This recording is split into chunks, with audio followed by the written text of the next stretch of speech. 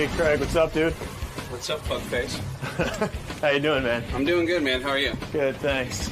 I'm running late, so. Oh, hey, it's all man. right. I fucking love Richie. Richie's the sweet, kindest fucking guy I've ever met. So, what brings you back to the show? To report in, to give thanks, because it's literally, people say, thanks to Howard for everything.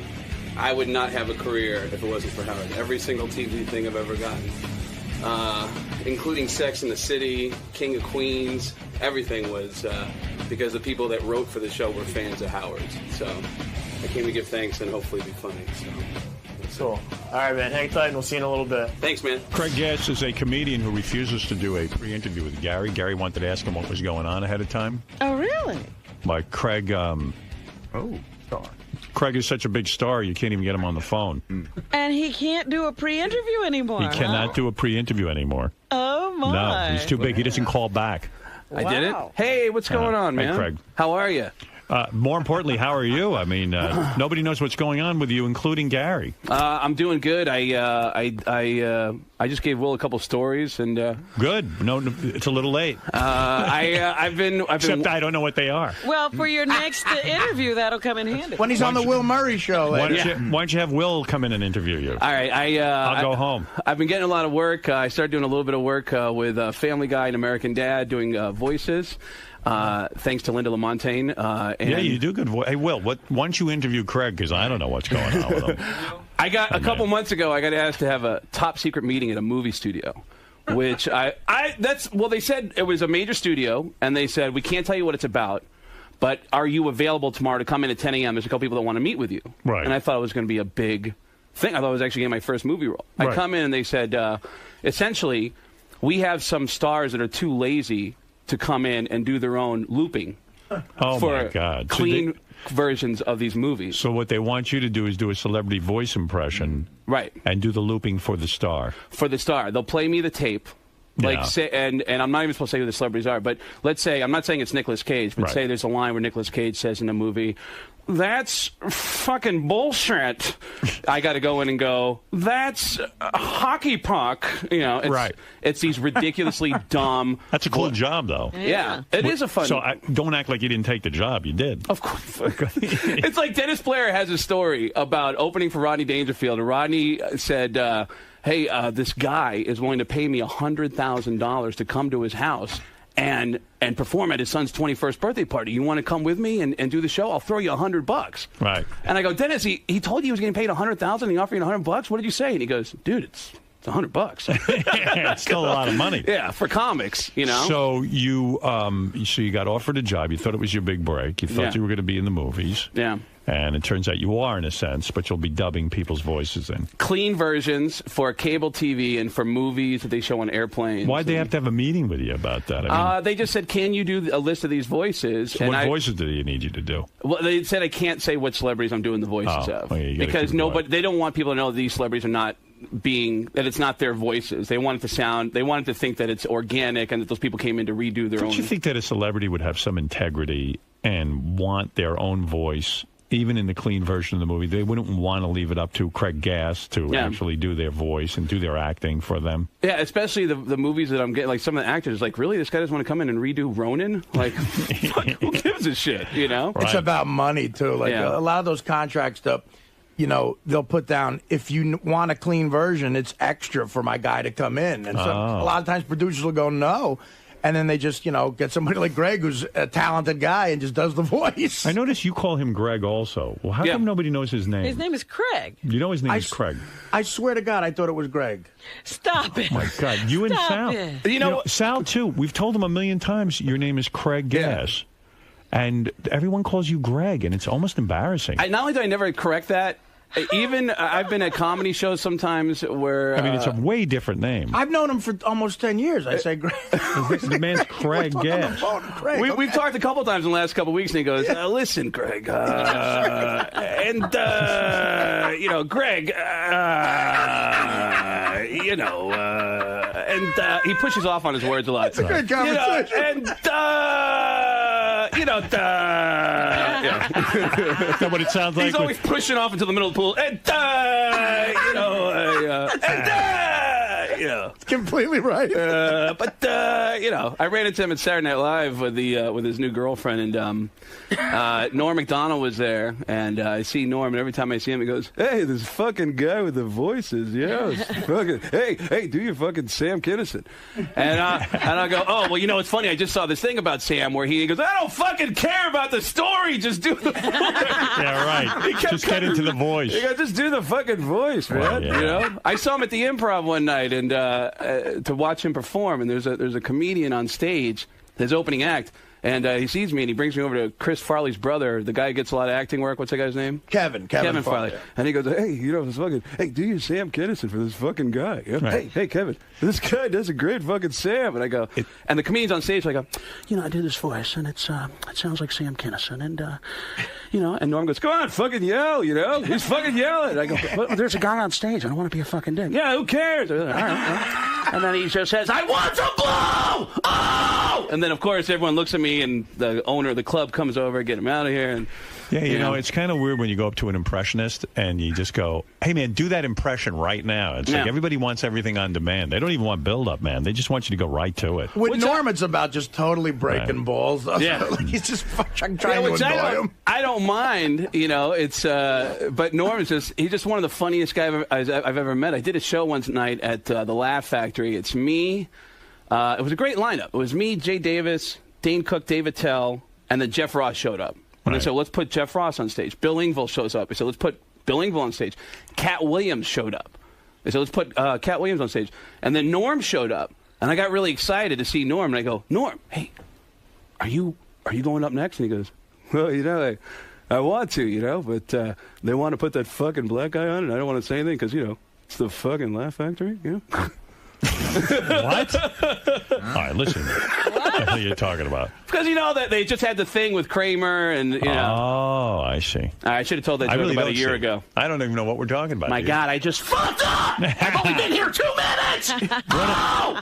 You just cost Norm work. Yeah, you do one of the best Christopher Walkens around, and you recently had dinner with him. That I do know about. Really? You. Yeah. Well, how does that come about? I'm having dinner. This is a couple years ago. The first roast I ever did was a roast of Richard Belzer, and Belzer invites me to do the roast, and then at dinner, Belzer stands up and he says, "Chris, come over here. Do you know Craig Gass? Well, come here. Come over here and sit next to me. Do you know Craig Gass?" And I look up, and it's Christopher Walken. Right. And he sits down and seems agitated. Right. He sits down and starts cutting a steak, and Belzer goes, "Hey, Chris, this is Craig Gass. He does an amazing impression of you." And Walken isn't even looking at him. He goes, "Chris, will you look at me for a second? Look at me. All right, Craig, do your impression of him." And I go, "I don't think he wants to hear it." And he goes, "No, just do it." He was just real annoyed. And then he looked up and he goes, "All right, go ahead." And I go, "All right, I don't even know if this voice sounds like you at all, but what I try to do is I try to sound as creepy as possible, and every once in a while I throw in the word cowbell. Pow!" And Walken went, "Wow." And then he went back to his food. He didn't like you. And Belzer keeps pushing. He goes, "Hold on." He goes, "Chris, wait 1 second." He goes, "I want him to do his Tom Arnold for you. Have you ever heard anybody do a Tom Arnold? Do your Tom Arnold for you." And I go, "I don't think he really cares." And he goes, "Just do your Tom Arnold." So Walken looks at me and I go, "Hey, buddy, I just, I love fat women and cocaine. And you know what? I don't want to bother you because Roseanne is a fucking bitch. All right? She's a fucking bitch." And Walken goes, "That's amazing." And then he went back to his steak. And Belzer keeps pushing. And he goes, "Hold on." He goes, "Chris, we just hear one more." He goes, "Have you ever heard anybody do an Adam Sandler impression?" He goes, "Just do your Adam Sandler. Just one time." I go, "He doesn't care." And he goes, "Just do it." And I go, "Listen, I know that you're doing your dinner right there, and I don't want to bother you. So just do your food and I'll leave you alone. Sorry." And Walken cuts me off and goes, "Listen, I get it. You're talented." And then he gets back to his food and I go, "It's not me. It's him. He keeps pushing me on you. I'm not fucking bothering you. Belzer keeps pushing me on you." So Belzer keeps telling you to do impressions. Christopher Walken doesn't care, nor does he like you. He doesn't give a shit. Nor does he like you. You don't have to audition for me. I mean, everyone who I do impressions of, they usually try to find me, and then they'll say, "Hey, do it for me," and then I'll try to. Yeah, it's weird when you're an impressionist. People just want you to pop into your impressions real quick. Yep. And they love it or they hate it. But Christopher Walken, I think, would be somewhat impressed, but I guess I don't know. I guess he just is an annoyed, angry guy. Yeah, a lot of people do it, Christopher Walken. I mean, Craig not is one of the most talented guys around. Yes, Sorry, Craig. you have to learn his name. Craig is sorry, but because Craig does a million of them. But there's a lot of Christopher Walkens out there. I'm sure he's heard it before. I'll go on radio stations as a bunch of different celebrities when I promote my shows, and instead of saying, "Hey, we got a guy that does all these impressions," I prefer to come in and have them go, "Hey," with the premise of, "There's a movie being filmed in town. Look at all these celebrities that are here." Right. And I'll be Christopher Walken as one of the celebrities doing jokes, pimping out the show. Right. And people will show up the show expecting Christopher Walken to be. And I'll be saying the most racist jokes as Christopher Walken, and they believe it. I'll say, "Oh, this is a great joke. Here's a joke for all the kids out there listening right now, because I know you got a lot of kids in the car. And here's a great joke for them. What do you call a fat Chinese guy? What do you call a fat Chinese guy? A chunk. Pow! That's a great joke. I don't care who you are. It's a great joke." And then people show up at the show and they think that Christopher Walken is going to be there. Every voice that I do, though, it's like every celebrity just has something interesting about them. I did a show with Norm Macdonald that, first of all, he said one of the best Michael Jackson jokes I've ever heard, which Michael was still on trial. This is at the House of Blues in Vegas. A guy on the upper deck of the upper balcony yells out, "Michael Jackson!" during a pregnant pause. And everyone goes, "Ooh." And then Norm goes, "Hey, the only thing that Michael Jackson is guilty of is being the greatest entertainer that ever lived." And the crowd started applauding. He goes, "Well, that and fucking those kids." So you are on a roll career-wise. You've got this big movie deal where you're going to loop these celebrity voices.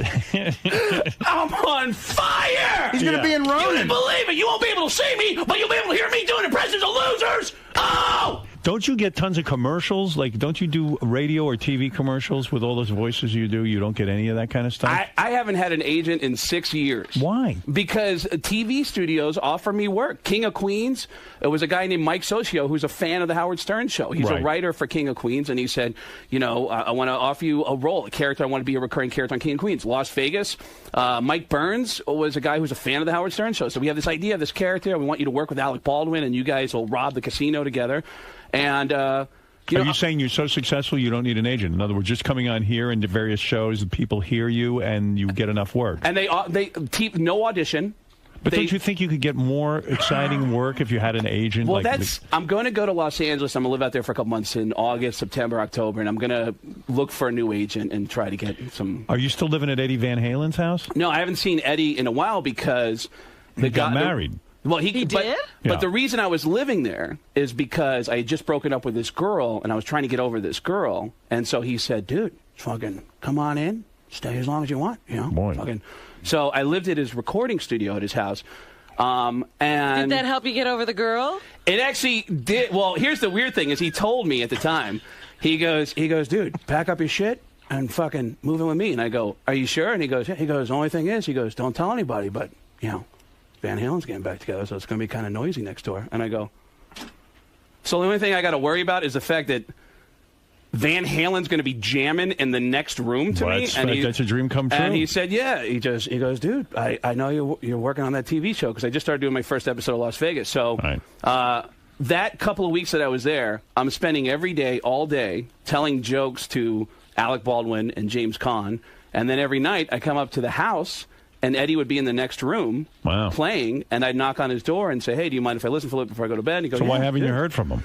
I haven't called him because I found out a year after I was living there that my buddy who was his assistant was actually fucking my ex-girlfriend. Wow. And they had been banging that whole time. So now you feel like maybe you just don't. Well, why not call Eddie? Oh, I did call Eddie. Your conduit to Eddie is cut off, is what you're saying. Well, no, Eddie would. It was weird because I felt like I didn't want to assume. Do you understand this, Robin?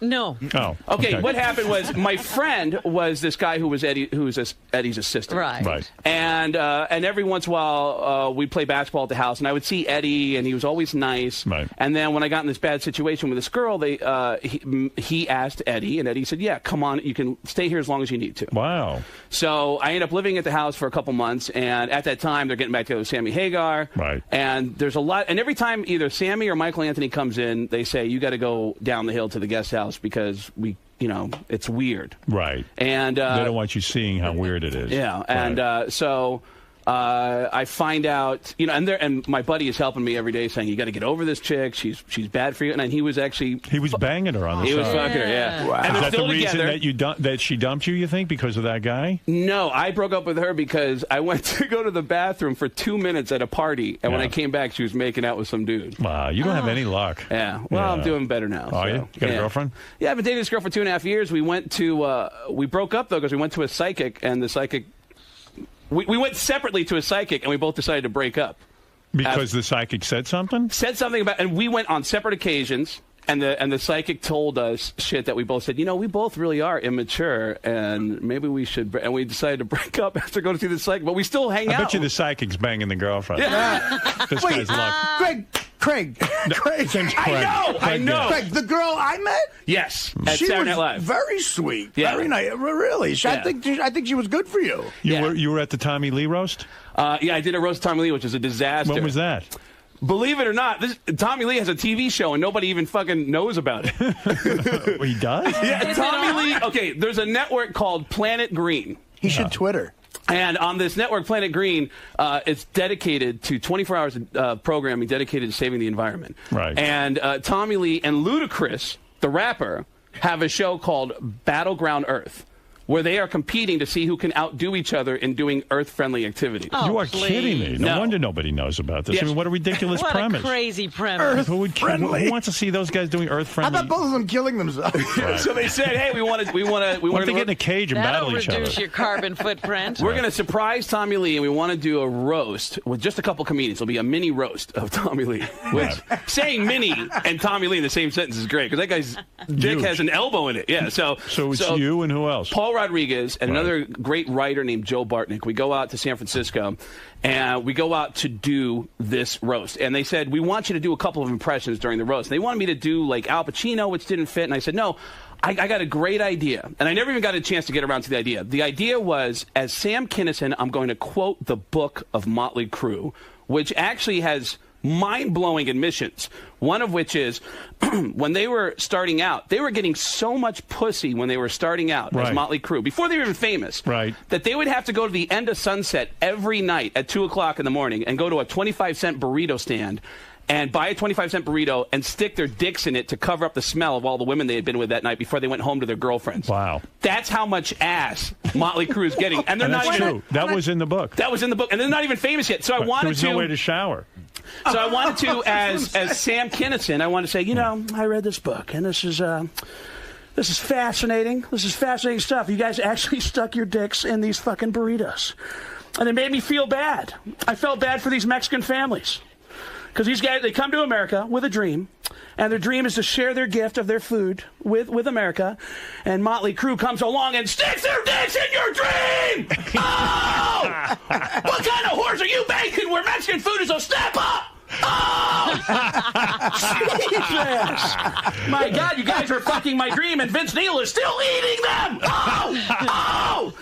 But I never even get a chance to get around to that, because when we get there, they're setting up on the beach underneath Golden Gate Bridge, and they said, listen, we're doing a shoot for another episode, so just hold out. And I'm watching, and they're shooting with a church choir. Wow. A 50-member church choir on the beach, and they're singing hymns, and it's actually beautiful. The sun is setting. They make Paul Rodriguez and I go hide out in the tent. Then the church choir comes into the tent, and I go, hey, you guys, I just want to tell you, I was listening to you guys out there, and that was beautiful. You guys are really amazing. They go, oh, thanks, man. You're a comedian, right? I go, yeah, I'm doing something bad. We're doing something bad, but you guys are great. I want to tell you. And they go, oh, that's great. And I hear someone in the choir go, hey! Put your robes back on, everybody. We're going back out. We're going to watch some comedy now. And I go, wait. Oh. No. Hold on. No, you don't want to come out and watch this. This is a roast. Trust me. This is not, you don't want to see it. He goes, no. We didn't work for any money today. We're doing this for free. And they said, well, why don't you all stick around and we'll put on a comedy show for you. And I go, well, you guys aren't like a real... You're not like a real church choir, are you? And they go, yeah, we're from the Oakland Church of Christ. And I go, wow. fuck. And I go, is there a producer around here? And I grab the producer. I go, hey, is this choir standing behind me while I'm doing my thing? And he goes, yeah. And I go, do you have any idea what I'm planning on saying? And he goes, Craig, this choir is really cool. And I go, really cool. Do you have any fucking clue what I'm? Because I want to be as shocking as possible, just to get a reaction. I mean, you're roasting Tommy Lee. Tommy Lee, the guy's got the biggest hog. He's just walking around with this enormous piece of meat. And they're going to put a choir behind you? So they put this choir behind us. Yeah. And I have such a gay image in my head of I'm going to be so shocking that Tommy Lee, I actually believe that Tommy's going to give me his cell phone number and we're going to hang out on the upcoming Molly Tree Tour. God. That's how ridiculous I feel about it. The first comedian goes up, it's Paul Rodriguez. He doesn't even curse. Wow. He's clean, yeah. He's doing Mexican jokes. It has nothing to do with the fucking environment. Right. And he's out there doing and the choir is on edge. There's actually a blind woman in the choir who's getting upset with Paul Rodriguez. She keeps shaking and doing the cross across her body. And I go, and he's not even cursing. Then the next comedian, Joe Bartnick, goes up. He had some great lines. There was a guy in Tommy Lee's posse who was in the band Train, and he goes, and the guy's name's Jeff, and he goes, Jeff, I looked your name up on Google. It said, who the fuck is Jeff? And then he said, Train, what a great name for a band that's going nowhere. You know, but that's Joe Bartnick. But so I go up, and they go, all right, are you ready? Ladies and gentlemen, please welcome Craig Gass. And I walk up, and the choir's already on edge, and I called an audible, which, Artie, I'm sure you've done a gig where as you're about to hit the stage, the audience is not what you thought they were going to be, and you got to change everything up. So what do you do? I go up and I decide I'm going to include the church choir in the punchlines. Uh-oh. And maybe they'll have a sense of humor about themselves. Right.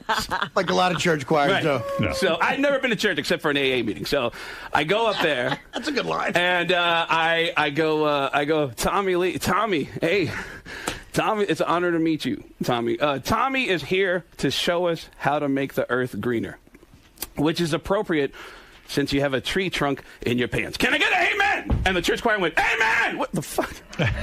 Instinctively, they went, amen. And I go, Tommy, you have no fear at all. I mean, it's one thing to be, even when you're in prison, you had no fear. It's one thing to be threatened with 8 to 10 in prison. It's another to be threatened with 8 to 10 up your ass. Can I get an amen? And the church choir went, oh my God! Close enough. Tommy, when you're about to explode in a girl's face, you must think a tsunami's about to hit her. Can I get an amen? And the blind woman went, what's going on? And she actually left and started walking down the beach. A blind woman walking down the beach. So it didn't go well. No. And they put a clip of it on YouTube, and the clip is literally 56 seconds. It was like a 10-minute segment that I did. Could you imagine being roasted and every joke is about the fact you have a big cock? Hey, is that really a bad thing? It'd be a lot worse. Right. How great is that? Yucko the Clown is on the phone. He's mad at you. All right.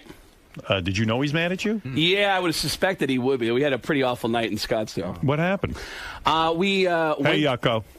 Hey, yeah. Hey, what what's happened? going on, Yucko? Tell me what's going on. Greg, why don't you do your impression of a piece of shit? Because that's what the fuck you are, you fucking big-headed fucking asshole. I feel so bad because I hadn't seen him in a couple years, so I see him. I had written him an email saying, man, I'm really sorry about the whole, what happened with the house. And I also want to apologize. What happened with his house? His house burned down. Oh, right. And, I didn't even remember. And did your house burn down, Yucko? My parents' house burned down. Right. And I said, listen, and as far as your ex, I'm really sorry about that. The only reason I called in that day was to defend myself because your girlfriend tried to paint it in a picture that was absolutely false. That's right. Yucko just got a divorce. He was married for a few days, and his wife left him. And somehow you were involved in that, right? I don't even remember why. In the breakup? She had flirted with several of us before Yucko got into town. Yeah. And we all thought we had a chance with her, and that would have never came to light had she not gone on the air and said, oh, my God, Craig Gass, Bob Levy, total creeps. They hit on me so hard. Right. And that absolutely wasn't true. And I felt bad for having to defend myself, but I felt like I had to defend myself for what she was saying. So, Yucko, you mad at him because of that? No. Listen. What is he mad at you about? We go to Scottsdale. Listen, he comes up to me before the show, and he says, I'm sorry, I'll never bring it up again, I didn't say I'd never bring it up again. And then he gets about everything that happened, And then you get up on stage, and you're not even doing comedy in the club in Scottsdale. You fucking get up there, and you fucking start telling the whole fucking story. And you Which story did you tell? Well, first of all, the whole thing's on videotape, so you can actually see how it all went down. I told Bob Levy, I said, I go, Bob, at the end of the show, why don't we get on stage together and just tell stories, man? And he goes, yeah, we'll get Yucko to come up with us and we'll all tell stories. I go, great. So I do like 5 minutes, 7 minutes at the end of the show, and then I go, hey, let's bring Bob Levy up here, and I go, let's tell some stories, and he goes, where's Yucko? And when I said, where's Yucko, Levy goes, oh, let's tell about that fucking bitch. Let's tell the truth tonight about that fucking bitch and what she did. And I go, all right. I wasn't going to go there, but I said, so are you sure? Started telling stories about his wife? We both started telling stories about how we met her when we first came to town. Oh, my God. Yucko, so was this embarrassing to you on stage? No, it's just, it wasn't embarrassing. It's just, it's out of line. A comedy show. You're not supposed to bring it up, Well, once Bob said, I just said, are you sure you want to do that? He said, yeah, and I went with it. I shouldn't have done it. I absolutely regret it. But we're telling the story, and then Yucko walks up to the stage, and I'm like, all right, Yucko's going to join in. So we're talking, and then Bob goes, he goes, we got to get this guy laid.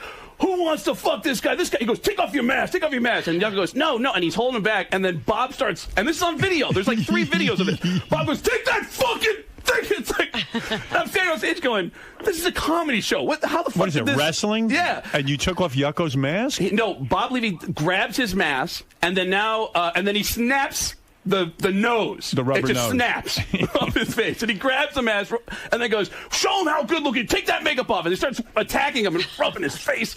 And he goes, all right.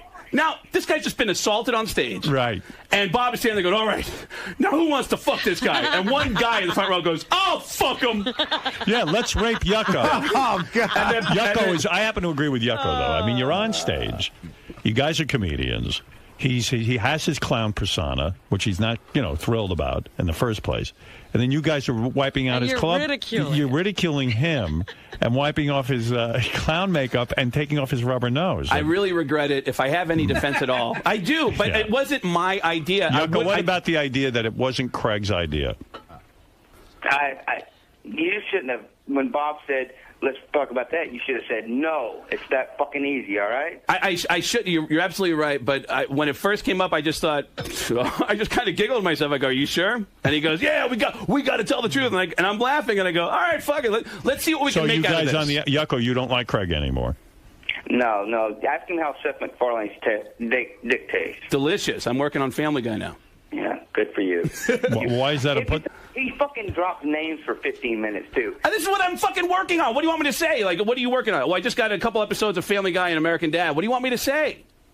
Well, I mean, that's what I'm doing. I mean, if I... Yucko doesn't... Maybe Yucko's jealous of your success. I mean, what's it like living at any... I mean, fucking... That's just what happened. I ended up living at this fucking guy's house, and it's not like Yucko, are you a little jealous of his work? No, I got shit going on, too. Fuck him. Fuck him in the fucking ass. You're not fucking Frankenstein's fucking head. Wow. You're not accepting his apology, I guess. So the apology is... Fuck him. You're dead to me, Gas. Fuck off. All right. Well, sorry, Yucko. You're smiling. I mean, aren't you sad you're going to lose Yucko as a friend? Yucko's a good guy. I keep going back to that moment where Bob said, let's do this, and I was like, it's all right. I just like, let's see if we can make something out of this, I mean, comedians always on stage will go to places with each other that nobody else will. And I thought, well, we'll see what we can create out of this. And it just, when Yucko got on stage, his body language told it all, and I just slowed down. And I came to a stop, and then Bob said, let's get him laid. Come on, let's, Right. And again, it got out of control. You got to have somebody send you the video. There's 3 different people who were filming it that night. Have somebody send you. Sounds to me like Yucko would rather this video go away. Yeah, rather than could promoting be. people. Is he also upset with Bob? Are you upset with Bob, Yucko? Yucko? Uh-oh. I got to say, there was one really funny thing where after the show, I was like, where's Yucko at? And they go, oh, man, he's really upset. He's outside. And I go, fuck. And I see Bob. He's selling T-shirts. And I go, Bob, Yucko's outside. He's really upset. And he goes, fuck him. I made him. I guess Yucko... I think I understand why Yucko's upset. I do, too. And I regret it. Right. It's tough talking about a guy's chick, Yeah. And the thing is... Yeah, Ralph, you're on the air. Go ahead. Yucko. Wow. What a pussy, man. That might have been the funniest thing Bob Levy ever did. Well, it was at Yucko's expense, and he's on stage, and he's trying to be... Well, you know what? I don't like Yucko insulting me, and he shouldn't do that. You know what I mean? In other words, words, Yucko hands it out, he should be able to take it. Exactly. And I love that guy. Right. He's a sweetheart of a guy, and he really is. He's a sweet guy. Do you have tape of Bob Levy trying to rip his nose off? Dude, there's at least 3 videos out there. You gotta see. He snaps the nose off his face. Rubber band hits someone in the front row. Throws the fuck. Come here. And he's rubbing the makeup off. He's doing like a really ultra violent mom. He's licking his hand, rubbing his face. Get that makeup. Show him how fucking handsome you are. Well, Oh, that's funny. How handsome you are. Yeah. You know, Howard, actually, Ralph has a good point because Yucko does dish it out badly. He's tough. And he is sensitive. We did, since you forgot about his house burning down, you probably forgot about this. We did the Yucko benefit this past Thursday night. Right. Me and Levy did a benefit for him. And Yucko could be vicious. And so you know, it was Bob, myself, and Shuli did a nice thing. We all worked for free. Right. And it was at this great club, Primetime, in Sayreville, New Jersey. And the thing about Yucko that I feel so sorry for him as a performer in a way, I said, Yucko, listen, I'll close, and instead of doing a full hour, I'll do like 45, and you come out and you talk to them. It's your benefit, you know. So Yucko's got to put all the makeup on, you know, like we're backstage and he's not Yucko yet, and I'm like, when do you get into this? He goes, I'll get into this. So he starts slowly but surely, like you got to put the makeup on precisely, the nose, the outfit, it's a lot the shoes. of work. So I do the 45. I introduce him. I go backstage, and I swear to God, about 60 seconds went by, and then we hear Yucko just go, well, thanks for coming, take it easy. He did a minute. All that makeup and preparation. So I walked out, and I said, he gave me the mic. I said, Yucko, what the fuck happened? He goes, I don't know, they don't want to see me. I'm like, they don't want to see you. When I said his name, they really cheered. I said, right. You got the makeup, dude. I mean, like, do something.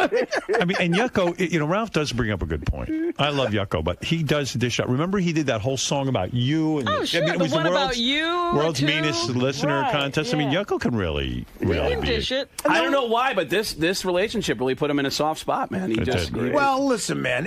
I understand what Howard's saying too. I mean, he married this broad, and he loved her, you know. And it's when you call up and defend yourself by going, listen, she was hitting on a bunch of guys. It wasn't me. And sent me naked pictures, and then she tried to defend it, and I go, Nick, I got the fucking pictures, and then she finally turned around and said, and then to say it on stage is kind of fun. Let's go to Billy. Billy, hi, you're on. We're on with Craig Gass. Hey, what's up? Hey. I wanted to talk to this motherfucker because this motherfucker ain't nobody's friends. He's a piece of shit. What? I went to a comedy gig with him. He fucked my wife. And he laugh. You're a fucking hack. You're a hack. That's what. There's no way Did this you is fuck true. this guy's wife? No, of course not. Oh, really? Yeah. You want to call up Casey? Want to call up Casey? You're nothing but a piece of shit hack that imitates dead fucking comedians, and you'll never amount to nothing. You Billy, piece of shit. you sound genuine. Are you saying that you met Craig somewhere? I met Craig Gass in Sacramento. I met him at a bowling alley. They were doing a gig. This is when you were still on, right before you went to Satellite. Right. And I met this fucker, you know, to this day I'm good friends with KC. This piece of shit, he calls my wife down and then to the hotel room and fucks her, and this piece of shit's going to sit in the fucking studio and lie about it? There's no way. No, there's no way. Motherfucker, I know you. Are you still with your wife, Billy? Yeah, she's a whore, but... Oh, man. Yeah, I mean, shouldn't you be mad at your wife and not Craig? Well, I'm mad at both of them. That bitch, she don't hear the end of it from me. Maybe Craig didn't know she was even married? Yeah. Craig knew she was married. There's no way. There's no way. Not only that, I wouldn't even get involved with a girl that had a fucking boyfriend. Right. There's no way. No, bullshit. You're fucking lying through your teeth. Upstairs. You had us upstairs with you backstage at the Avalon in Sacramento. You Why did your wife do this to you? Did you say to her afterward, honey, why would you fuck Craig Gass? I didn't find out about it until a year afterwards, until he came back into town again. Wow. Yeah, but even if your wife was to fuck somebody else, you should be mad at the wife. Don't be mad at a guy who fucks your wife. Yeah, but you knew she was married. I would never... Was she a good fuck, at least? I'm sure she was. Right. No, she's not a good fuck, so... You got him, then. She's not even good. You taught Craig a lesson. What is it, Gary? What do you want, Gary? Don't be mad at the guy who fucks your wife. I completely forgot. I ran into a comedian about 3 or 4 months ago. I can't remember his name, Craig, but heavy set guy. All right. And he said that, he had Craig over his house. Craig left, the guy's got a little kid. He said Craig left some pot laying out of the table. But they go to a concert, and Craig says, "Hey man, I left something in the car. Can I borrow the keys to the car for a second?" Craig takes a broad back to the car and fucks her in the car, which is okay, fine. Except then the broad stole. No, wait. This is the greatest fucking story. A wallet and everything. Wait. Let me tell the story. I know the name of the guy. Don't say any Don't guys. say the name. Here's the story: is I had some friends that were in town with a day off. They came to see a show at a comedy club. Right. In a big rock band. A couple of big rock bands came to see me. And the next day they were doing a show in Camden, New Jersey, and they said, "Hey, tell all your comedian friends to come down." So I get everybody passes. We go down. Then I go down with this buddy of mine who's a comedian. We go down. And I get him on stage to watch the band, and I go floating around. I meet two girls near the backstage area, and they say, "Hey, we're trying to get passes. We want to get backstage." And I go, and they said, "Our friend's back there, so can you bring us back to her?" And I said, "You girls are hot. You should be able to get back anywhere you want. I mean, why are you guys having problems to get backstage?" And they go, "Well, you're pretty hot too." And I, thinking they're joking, I said, "Well, let's go make out." And they go, "All right, let's go." And I go, "Are you serious?" And they go, "Yeah." And I go, "All right, just stay here. I'll be right back. If you hold, I'll be right back." So I go and I get another couple backstage passes. I come back, I see them, and they go, "Hey, well, what about our friend?" Now there's a third girl, and I go, "Who's this chick?" And they go, "Well, this is our friend." And I thought you were already backstage. "Well, yeah, but there's this thing that happened, and I couldn't get." And I go, "All right, well, you know what? Just follow me." So I bring them all into the loading dock backstage at this venue in Camden. Right. And I go, "Stay right here. I'll be right back." I get the keys from my buddy. I go back to the car. I pull out a pass out of the car, and I give it to the girl. We start making out. Right. And then one of the girls makes a comment. We start making out. Then the three of us actually are taking turn kissing each other. Yeah. And I said, "You know what? Do you have sex with all of them? We get in the car. Right. And I end up fucking all three of these girls at the same time. You're kidding. Like, how does that work? I'm in the front. A foursome in a car. I'm in the front seat. Go ahead. One girl's going down on me. The other two are coaching and doing stuff to each other. And I'm not paying attention to anyone who's in the back. And then they trade. Then at one point I finally finish. Yeah. And they go, "Hey, we want to go see the headlining band." And I go, "You guys can do whatever the fuck you want. I don't care. Hey, you know what? Come back. Just do me a favor. Come back and let's hang out again later." And they go, "Okay, great." And they take off. The three girls take off. Christ. I go to my buddy and I go, "Dude." And he goes, "Where the fuck were you, man?" I go, "You're not going to believe this. I just fucked three girls at the same time in your car." And he goes, "Gas, tell me you're kidding me." And I go, "Why? What's wrong?" And he goes, "Dude, it's a brand new car." I go, "Who gives a fuck about that? Are you serious?" And he goes, "Dude, it's a brand new car." And I think he's saying this because his girlfriend's there. I think he's putting on an act. He's saying it because it's his family, like it's a family car, and don't they have a kid together, and there's like a whole thing going on with that. A child seat. This is where it becomes the greatest story of all fucking time. Go ahead. We get to the car, and they look in, and then my buddy, his girlfriend yells at him, and he looks over me and he goes, "Good job, Gas. Great fucking job." I go, "What's wrong?" And he goes, "One of those fucking whores stole $400 out of Carla's purse." And I go, "You're kidding." 2 minutes later, we realize there's jewelry missing from the car. Oh, my. And then 2 minutes after that, we hear a cell phone going off underneath the driver's seat. One of the girls dropped her cell phone and it rolled underneath the driver's seat.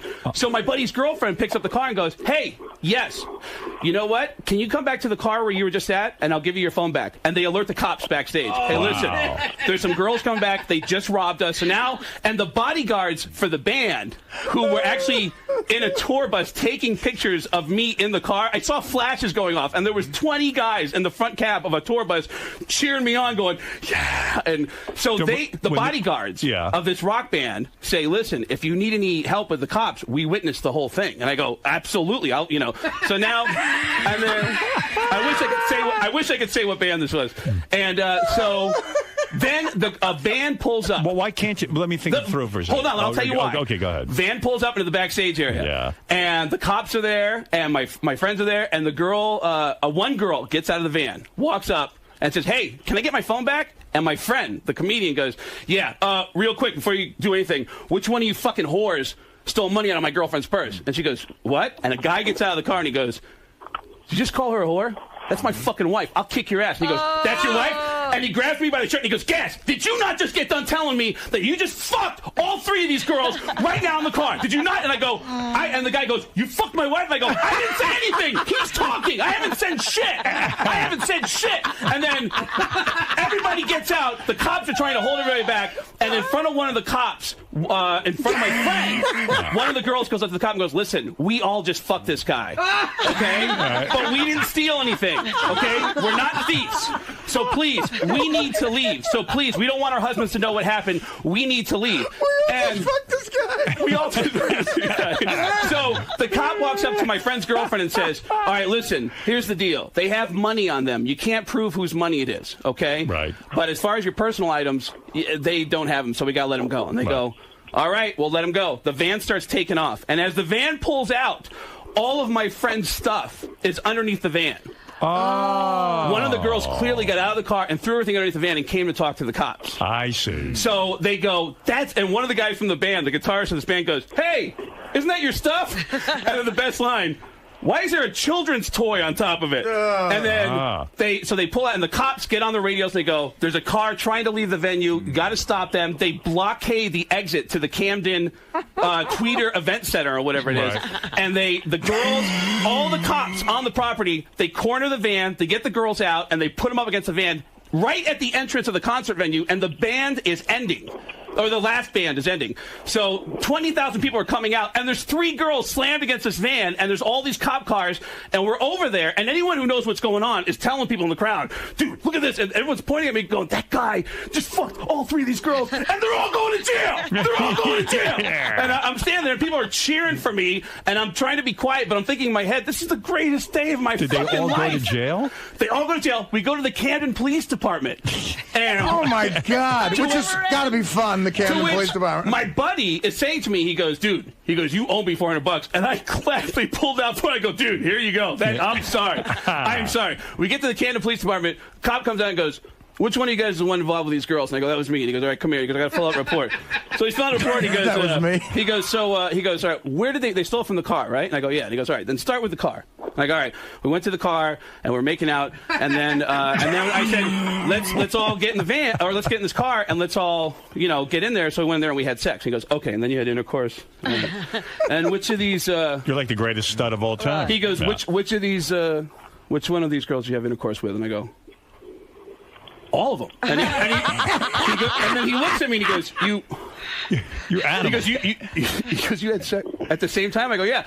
And every time we make eye contact, we both are smirking at each other. And then so he fills out the report. At the end of it, we walk out, and they walk us to our car at the police department in Camden, and a cop is escorting us to our car. We get outside. One of the husbands is outside. He goes, Craig! And he goes, hey, man, can I talk to you for a second?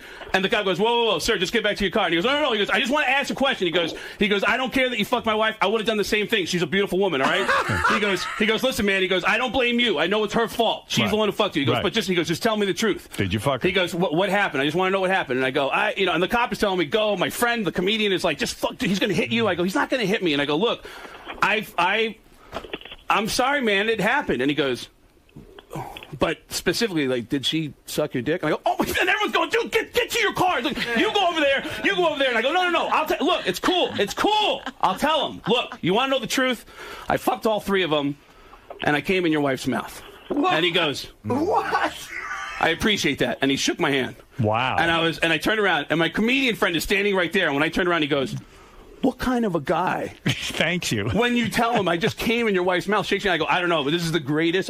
None of my teams have ever won a championship. None of them. I never had this. I'm like a World Series MVP. I'm the Super Bowl champion. So this guy on the phone, Billy, Craig fucked your wife, right? Yeah, he's a piece of shit. But why don't you thank him? Because now you know your wife. Yeah, now you know the etiquette. So Craig, did you come in his wife's mouth as well? Maybe you should look at this differently. Yeah. If I did fuck your wife, I can tell you, if I had, I didn't know she was married, because I've never, ever knowingly fucked someone who was married. Armstrong was there.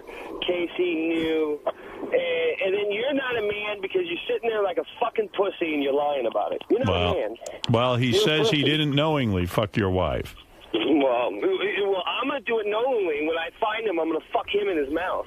All right. You're going to get lucky again. He's going to get some extra gay action. with you. Yeah, he's going to get gay with you. That's great. Good idea. Well, actually, Craig would be the gay one. He's sucking. Right. He'll be Probably. sucking when he's got something shoved up his ass at the same time. Oh, wow. Wow. That's a hell of an invitation. Let me just get this straight. When you find Craig, you're going to put something in his ass and his mouth. Will you come in his mouth? For your wife, that's the bad leg. But Billy, in a way, I mean, you really can't hold Craig responsible if your wife's going around. But I know it's her fault too but I swear to you, Howard, he knew.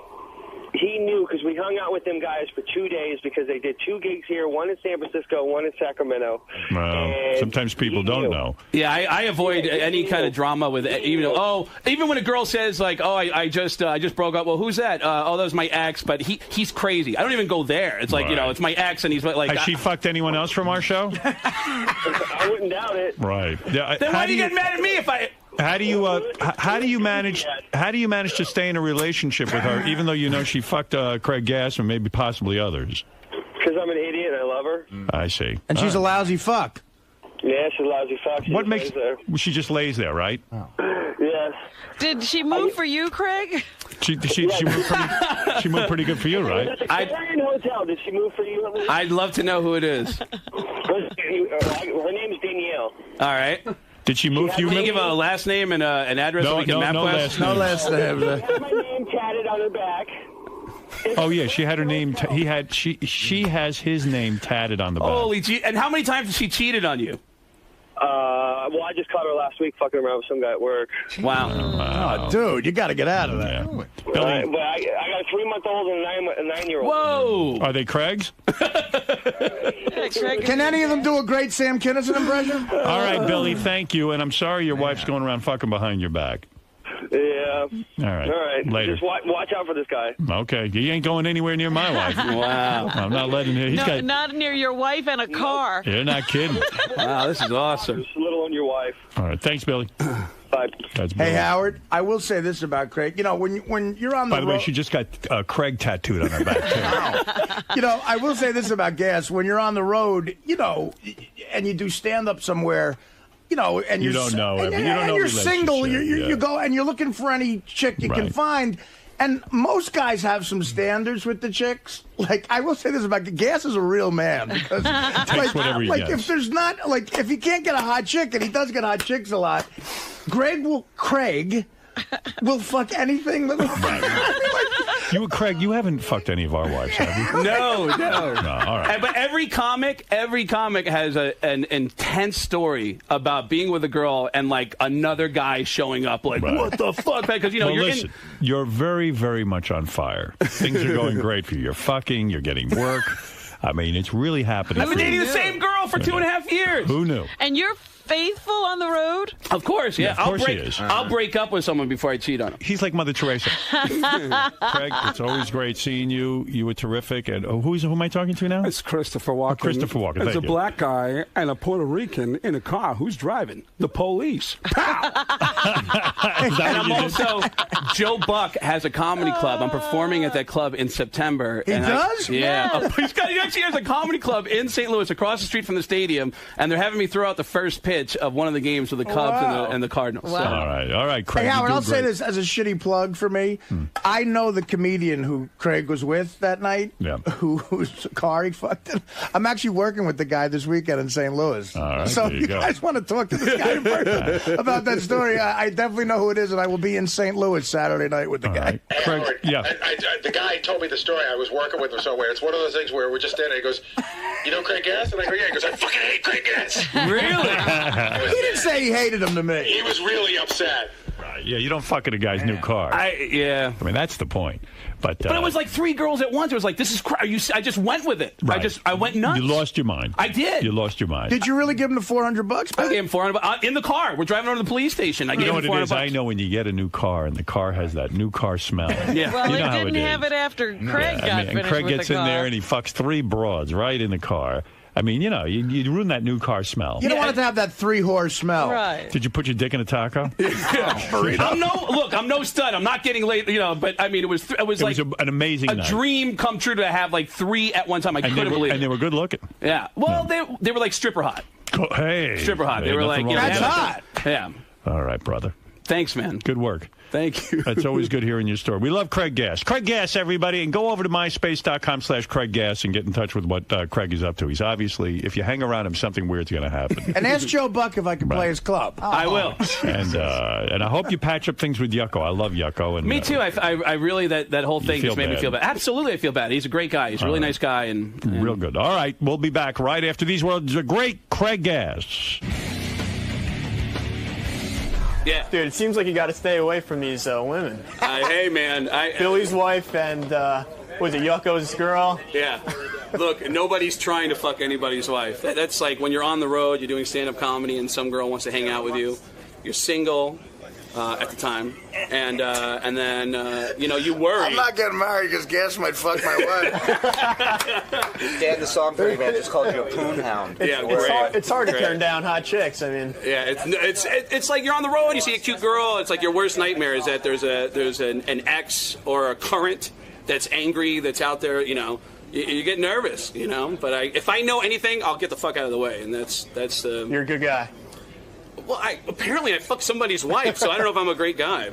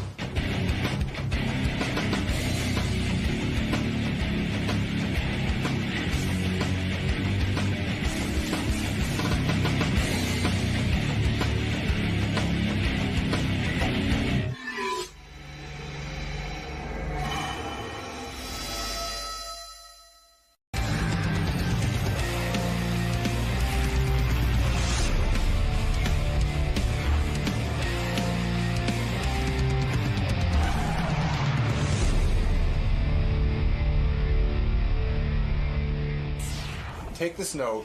Again, there's two things going on there. You have to ask Sal what's up with him in the Long Island Psychic. His pitch the other day was insane. It's like everyone in the media was like to come in for that. And then the other thing is, he sort of admitted that he cries when he hears Cats in the Cradle. He goes, we were just talking, I don't know, he came at the meeting and he just goes, anybody else here cry when Cats in the Cradle's on? And we're all like, no. And he's like, oh, I love that song. It almost defies explanation. He pitches something, then you tell him it's wrong, he'll tell you right, and contradict his idea. He'll spell everything wrong, he'll say everything wrong, and eventually things get back to the Long Island medium, to the point where his last pitch, he goes, look, this past meeting, he goes, straight up, Long Island medium, interview, she'll be great. And we're all... She was on Ellen, she was on Oprah, her time has come. Oh, and that tweet. And then afterwards he tweeted, afterwards or before, somewhere along the line, he tweeted the Long Island Psychic, like, great job on Ellen. There's just something weird going on. Put Ellen's name connection there. There's something weird. Well, he's friends with the husband. Dating her. Right. Oh, he is friends with her? Yeah. There you go. But this, so what? I'm friends with a lot of, I'm friends with Jeff Probst. I'm not on here every minute going Survivor. That's his big celebrity friend. There's something else going on. Either is he ever going to admit it? I don't know. We don't know what it is, so we don't know what there is to admit. What is it, Balls? Hey now. Hey now. Hey, I just wanted to ask you, did you see the Tan Mom naked photo shoot? Yeah.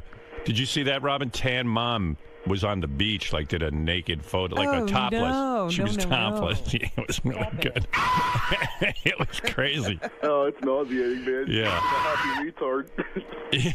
Who wanted to see that? Because you know how, one thing, if you look in Playboy, chicks don't smile when they're naked. When you're naked and you smile, it's a bad fucking move. So Tan Mom's so happy to have her top off. She's smiling at the camera and Oh my! Yeah, it's Just crazy. Looking at the pictures. Oh, you got him. Yeah. Tan Mom. I think Tan Mom's coming back in. We got her booked. Good. Oh, you got to get her back in there. Great guest. She's been up to a lot. Tan Mom. Everyone, I remember when we had Tan Mom on the first time, everyone was like, yeah, fuck you, how can you have Tan Mom on? And then when she left, everyone was like, Tan Mom is the greatest guest ever. What? You know who likes the Tan Mom pictures, who thinks they're hot? Who? Sal. I knew it. Sal. What? Sal, you think Tan Mom is hot? Would you fuck Tan Mom, Sal? Sal's a weirdo. He really is. He's just a creepy weirdo. You would fuck Tan Mom? there's something about her. Oh, we're so horny. There is something about her. You got. When's the last time your wife unloaded, jerked you off or did anything to you? Like a month? I don't even want to talk about it. If you're into Tan Mom, you know what it is? That means you haven't gotten laid in over a month. At least. Is it true? When's the last time? Be honest. I got a handy recently. Really? Yeah. But no, like, fucking? No. Is that, like, off the table now, fucking? No, it's just that sometimes she's just, if she's too tired, I just, Dude, it's over. No, it's not. It's going It's good. so over. It's going good. It's going good. She jerked you off once? Yeah. Why'd she even do that? Like I put a hand there? You were actually working her hand? Yeah, pretty much. So what's going good about the marriage if it's not sexual at all? It's going, When's the last time you got laid? Seriously. Be honest. Don't probably bullshit me. I'm not. Probably about 3 weeks ago. Ah, you're lying. No. I see the wheels turning in your head. No, about 3 weeks ago. You're weighing it all out. You're not being honest. I can't. I can't get in it. I have enough problems at home. I can't get in. Why don't you let Richard blow you? It's going great, but he has enough problems that he can't. Well, why don't you let Richard give you a hand job once a week? Something to look forward to. I think he would want to. Yeah. Richard in a wig looks like Tan Mom. Right. If you're at the point that you're like attracted to Tan Mom, you know what it is with Tan Mom is because she's off the wall. I love batshit crazy broads. Yeah. Oh my, come on. Every crazy girl. Did you see the topless pictures? They're not too shabby. If you look from the belly button up, oh my God, wow. Wow. And the fact that she's kind of like, you could tell she's shaved. She has that little skimpy bikini. I'm gonna wait. It's not. I don't think Tan Mom looks like Richard in a bikini. That's probably why I like her. Down syndrome. You're in bad shape. Crazy girls, Howard, are the best in the sack. Yeah. They always are. That's the thing. Every time you see a guy with a smoking hot chick, he's going to bang her well, but that he's in for a lot of bullshit. You want to come clean on this whole Long Island psychic thing that's going on with you? Absolutely. Everyone tells me you're out of fucking control. Howard, we have a writing meeting, and everyone pitches stuff for the, for the show. Everyone go. Sal's been on a mad tear to get this Long Island psychic on the show, but like in a bizarre way. Like even if he's pitching something else, it all comes back to like the Long Island psychic. Right. So you're wondering why? You know why? So... Primarily, everything. Like I grew up on Howard. Do you know them? I've met him. Yes, they're in my neighborhood. I thought the Long Island psychic is a woman. She is. I met her husband, and husband's a huge fan of yours as well. But everything that you know how I feel about psychics, right? That's why. I think this is the one time that I can do something where I can really change your mind. I really sincerely believe that. You idiot. You're an imbecile. You know that. I sincerely believe that this lady is that fascinating. Okay. Howard, I went to Westbury Music Fair. 3,000 people. Right. I mean, she would just call out people. I mean, a lady way in the back. And what did she say that blew your mind? Like, motorcycle accident. Yes, right on the money. What's so funny about that? If I said someone in 3,000 people, someone had a motorcycle accident, don't you think someone in the auditorium had a motorcycle accident? I mean, the odds are there, but for her to specifically pick out the person, and Howard, I think that this lady really could change your mind. I think she could bring some. I think she would blow everyone away. I mean, she's been on Ellen, but I don't care. She's been on Oprah. Why? I've already told you no about the Long Island psychic, and you won't let go of it. Like, there's something. Are you having an affair with the Long Island psychic? You know, Howard, I've never talked about this, but I've always been fascinated with mediums. Even when I was a child, I used to. So you're not in love with her? No, I used to read George Anderson's books. George Anderson was the first one. He used to be on Channel 6, and predict what I'm thinking right now. I'm an idiot. No. Go ahead. You can do it. What you're thinking? What am I thinking right now? I'm thinking you should get the fuck out of the studio. Okay. I thought you would know that. Howard, But I just got to ask because this is the big question on everybody's mind. Are you in any way, shape, or form, Sal, getting anything from them, whether it be monetary or anything else, from the Long Island Psychic? I swear on my children and on a stack of Bibles. I think this lady's. I watch this lady religiously on Sunday night. What did she tell you? Did she tell you something about yourself? No, as a matter of fact, she's very apprehensive about coming in.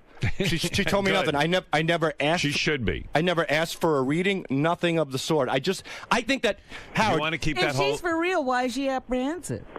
Well, because Howard could, Howard hits the hard hit. Howard asked the power. No, he asked the hard hitting questions. He's a tough interview. My powers will take on her powers, and my powers will win. That's what's going to happen, Sal. Howard, can I just tell you something? That whole thing about him going to see her at Westbury Music Fair, we sat him down in a meeting and it sort of explained how it works, if you know what I mean. And he goes, "Oh, I understand." He seemed to be off the psychic, but now he's right back on it again. I'm skeptical. Because once you explain something to him, he forgets 2 minutes later. That's why he doesn't remember anything from school. Like a dog. Like a dog. Yeah, like seriously. He learned United States history, but he can't remember any of it. There was no need to retain it. Yeah, well, you're not retaining this. The Long Island psychic is not a psychic. I retain that. I will do what if I'm wrong, I'll do whatever you want. Every psychic is if fake. If you're wrong, what was your... You'll blow Richard if you're wrong. I won't do that. Yes, you would. He said whatever he wanted. I don't know, but I'd be willing to do something crazy. I don't know what it is, but I'm telling you, Howard, that this lady's absolutely fascinating. So what, you're going to come in and tell me about myself? I mean, you could look that shit up. Yes, you could. No, but I'll tell you what. I'll pick a homeless fucking guy from the street. Let me hear the Long Island psychic just tell me the guy's name, and then I'll say she's psychic. Okay. She don't have to tell me anything about his future. Just tell me his name. Well, and if she can do that, that's right. She doesn't get that. Well, no, she talks to the dead, Howard. She'll talk to So let a dead guy tell her this guy's name. Well, the dead can't even tell her who they are. Right. Absolutely, they can. No, ask. No. I've watched this woman on TV. She'll go, who was the one who died suddenly? And then the person tells her who it is. Right, of course. No, it doesn't work. Benji was a phone psychic. Enough said. Okay, he was. He made a lot of money doing it. Really? Yeah. You never heard that's a that scam. story? No, I never you knew think that. so? All right. What is it, Gary? What the fuck is with Sal and this psychic thing? Howard, I think she's a fascinating person. Will spoke to her because we were thinking about having her on at one point. The first thing is, we can't just bring people in. You know what I'm saying? For her to read, you mean? Yeah, we can't bring people in for her to read. There's rules. But yeah, because you know what? You pick up different vibes from different people. And she absolutely needed 45 minutes alone, completely alone, no cameras with the people. With the people. Yeah. What do you make of that, Sal? That's interesting. This is where we left him 2 months ago. Right. We told him this, and he goes, wow. We're not interested in leaving people alone with the Long Island psychic for 45 minutes. I'm with you on that. And I when want a cold read. I would love. I mean, look, Sal, look at me. You cold worship read. me. I agree. You worship me. Cold right? read. I'm on your page. You worship me. I'm on the same page. If you would just listen to me about everything, your life would go a lot smoother. And I listen to you about 99% Give your brain of the over to time. me. Your brain's not working well. Why would you listen 99% of the time? Because I think I could. What's the 1% on your own that you think you're doing well? Right? That's a great question. The 1% is the shitty area that you get into. That 1% is destroying your life. When you listen to your boss, everything's fine. It really is. Yeah. But Howard, I think she's a fascinating guest. All right. Sal, look at me. She's never coming in here. We're not interested in putting her in a room for 45 minutes with people. Right. It's never going to happen, and you should give up on it. And I will. But if she's listening and she would be willing to omit that 45-minute pre-interview, could she possibly come in? If she's willing to omit that. Omit it? Omit it. Omit. O-M-I-T. Omit. Omit. I'm admitting bullshit. But here's a point. Here's a point, Howard. M-O-U-S-E. Okay, so you've told him that she's not coming on the show. Right. That will not deter him in any way from on a personal level. Because, he tweeted about her the other day. He tweeted. It was so weird. It was like, hey, Long Island Psychic, great job on Ellen. Yeah, I watched her. And So why are you tweeting it? Like, why are you promoting her so much? I really sincerely enjoy her. The same way you would promote something from Rolling Stone, for example. I don't tweet much. I don't have many interests. I have But the Long Island Medium. Yeah, I mean, holy mackerel! You got to see me. I mean, I was embarrassed at Westbury. I had like a box of tissues on my lap. You were crying? Yeah, I had to wrap tissues around my fingers because I was so embarrassed. So I would make these finger cots and just dab my eyes constantly. Because you were crying with the Long Island Psychic? I was crying, yeah. What did she say that made you cry? This stuff she said, how would just blow you away. I mean, there's a lady in the front row, and she said, your son passed away, and you just put a card on his tombstone, and the lady almost passed out, and I just lost it. I'm like, wow, this is pretty... I always wondered who bought that stuff, and now I know. Now you know. Sal, By the way, That's amazing. in the writing meeting the other day, he also told us that the song "Cats in the Cradle" makes him cry. So he cries a lot. Cats in the Cradle. Well, having 3 kids and playing ball, and you don't have time for your children, and then that's a different. Isn't it? I'm gonna be like you, Dad. That's the one you cry. In other words, that's the one. Cats in the Cradle. But Is that Cats in the Cradle? Yeah, but you're a good father, so why are you crying? I'm a good father because the way I grew up, I mean, I don't get along well with my dad, and I don't want my children not to. I don't blame your dad. Who could fucking tolerate you? Thank you. Honestly. Well, no, I don't Your dad decided to have a kid. He didn't know it was going to be you. He was hoping for something. He had a lot more than me. He was hoping. They're all over the country. My uncle got. Are they all Are they all fans of the Long Island Psychic? I don't know. But maybe I want the psychic in here to find out if I have other siblings out there. Do you think you do? Yeah, I do. I met one of my siblings in a casket. One of them died. My dad got a call one day at the pizza place, and he fainted. I thought my mother died. It was my half-brother that I never knew about. All right. Okay. Whatever. Does he have relationships with these people, these other children? Who knows? Well, they're his buddy or his uncle or some shit like that. He barely has one with Sal. Why would he pay attention Matt, to you're that? on the... Yeah, like Sal, he claims when he doesn't have a relationship. Hey now, Howard. Yeah. Sal. Yes. You're an imbecile. Anyone over the age of 10 knows psychics aren't real. You know what we ought to do? We ought to... Houdini proved it years ago. Yes. I told you about that. Yeah, with the whole... He had a secret word he gave his wife. Yep. So she'd go from psychic to medium to medium. She'd sit there and say, okay. She goes, I'm talking to your husband right now. And then say, okay, what's the password? And they go, what? The password that my husband gave me. Right. He said he wanted to prove whether or not they were psychics. They go, well, he's not talking about that. Right. Somehow he doesn't want to talk about it. He didn't want to talk about that. But that you see, a puff of smoke will appear, and that's your husband. Hey, there are frauds in every vicinity, in every form. There are frauds, but there are also. I think this lady is the only one because I've heard you say this your whole life that they are frauds, that they're charlatans. These why people. are you thinking again? I don't know. See, when he thinks, and that 1% overrides the 99%. That's what I'm telling. Yeah. Yeah, I'm telling you that it's higher than 1% when he thinks for himself. Well, I'm not good at math. You're probably right. All right, now all right, goodbye. Sal. Yeah. Does this officially mark the end of your pitching of the Long Island medium? No. What keeps you so captivated about her craft? I think she's a fascinating person. I think what she does really would surprise and shock a lot of people. It's just one of those things. You're a skeptical guy, though. You call bullshit on a lot of things. Yeah, absolutely. Why does this get a pass? What makes this so magnificent? I think it's worth exploring. It could be bullshit. I doubt it is, but I just think it's worth exploring. I think this is, if there's anybody out there that could perhaps change Howard's mind, this would be the only person. That's primarily it. Knowing her husband, have you ever... Well, I know her husband through... Like, I didn't know her husband before. Okay. Like, by tweeting and stuff, and her husband being a Howard Stern fan and whatnot. Have you ever consulted with her? Have you ever gone to her and asked her to do a reading? Or no.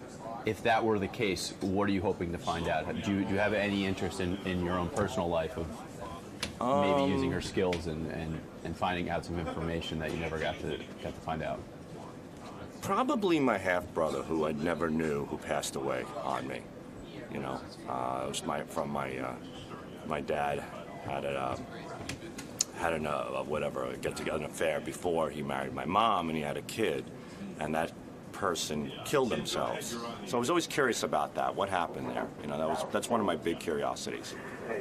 Being a skeptical person, do you have any assumptions about how she does it, how she's able to connect, or do you think is there a possibility that she has psychic powers, in your opinion?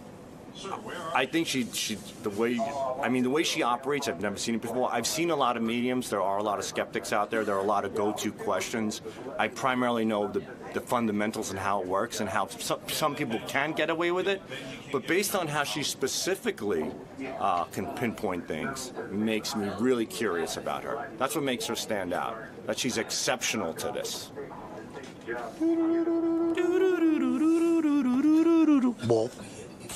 Sal went to my old hometown, Roosevelt, Long Island. Oh, yeah? Which I can't even believe. And he stopped off on his way home and did some interviews with people, like trying to ask him, hey, did you know Howard Stern grew up here?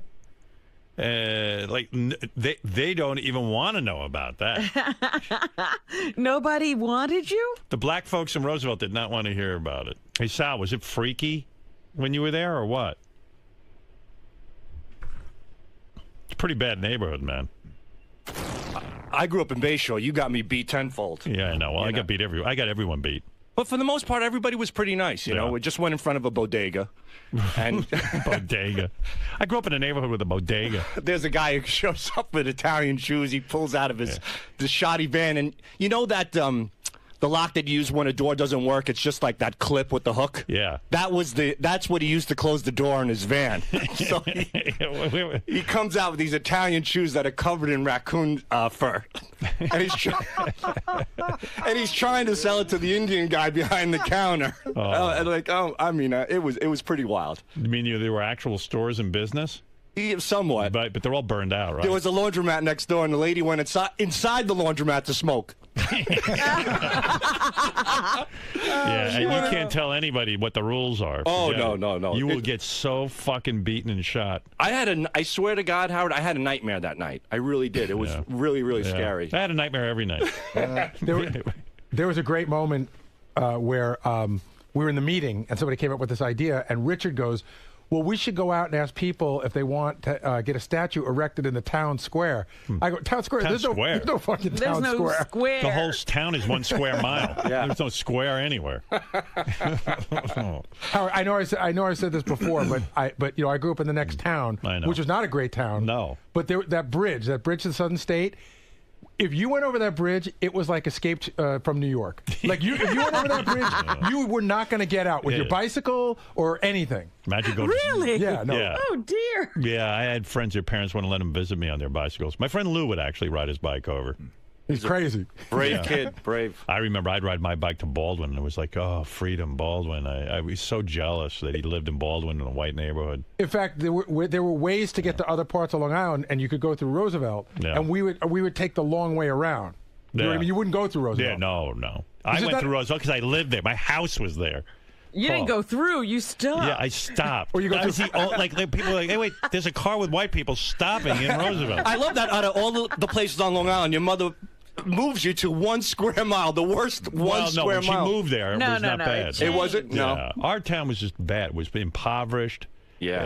And when you're the only white family, it's like no one. Everyone was like so fucked up. They wouldn't beat up white kids from all the white neighborhoods. They just beat up me because I was conveniently there. Yeah, why go? Why go anywhere else? We got a white got kid. one. Yeah, lucky me. I was that guy. The buses don't stop in the white neighborhoods. Hey, what's this bit that you're pitching at the writing meeting all the time? What? That I mean, it's disgusting. Splooge. Oh, yeah. You should pitch that. You pitch it to Rob. Tell Robin what you want to do on the air. We have a writing meeting on Thursday, and Sal gets up and pitches as everyone does. He's been pitching this same thing over and over. Well, you know the TV show Splash? Yeah. Yes. And I came up with the idea called Splooge. And what it would be is that we would line up all the guys, like in bathroom stalls. And the first guy who could drop his load the quickest wins. Who's the guy who could splooge the quickest? Where would you suggest we're going to do? I mean, like...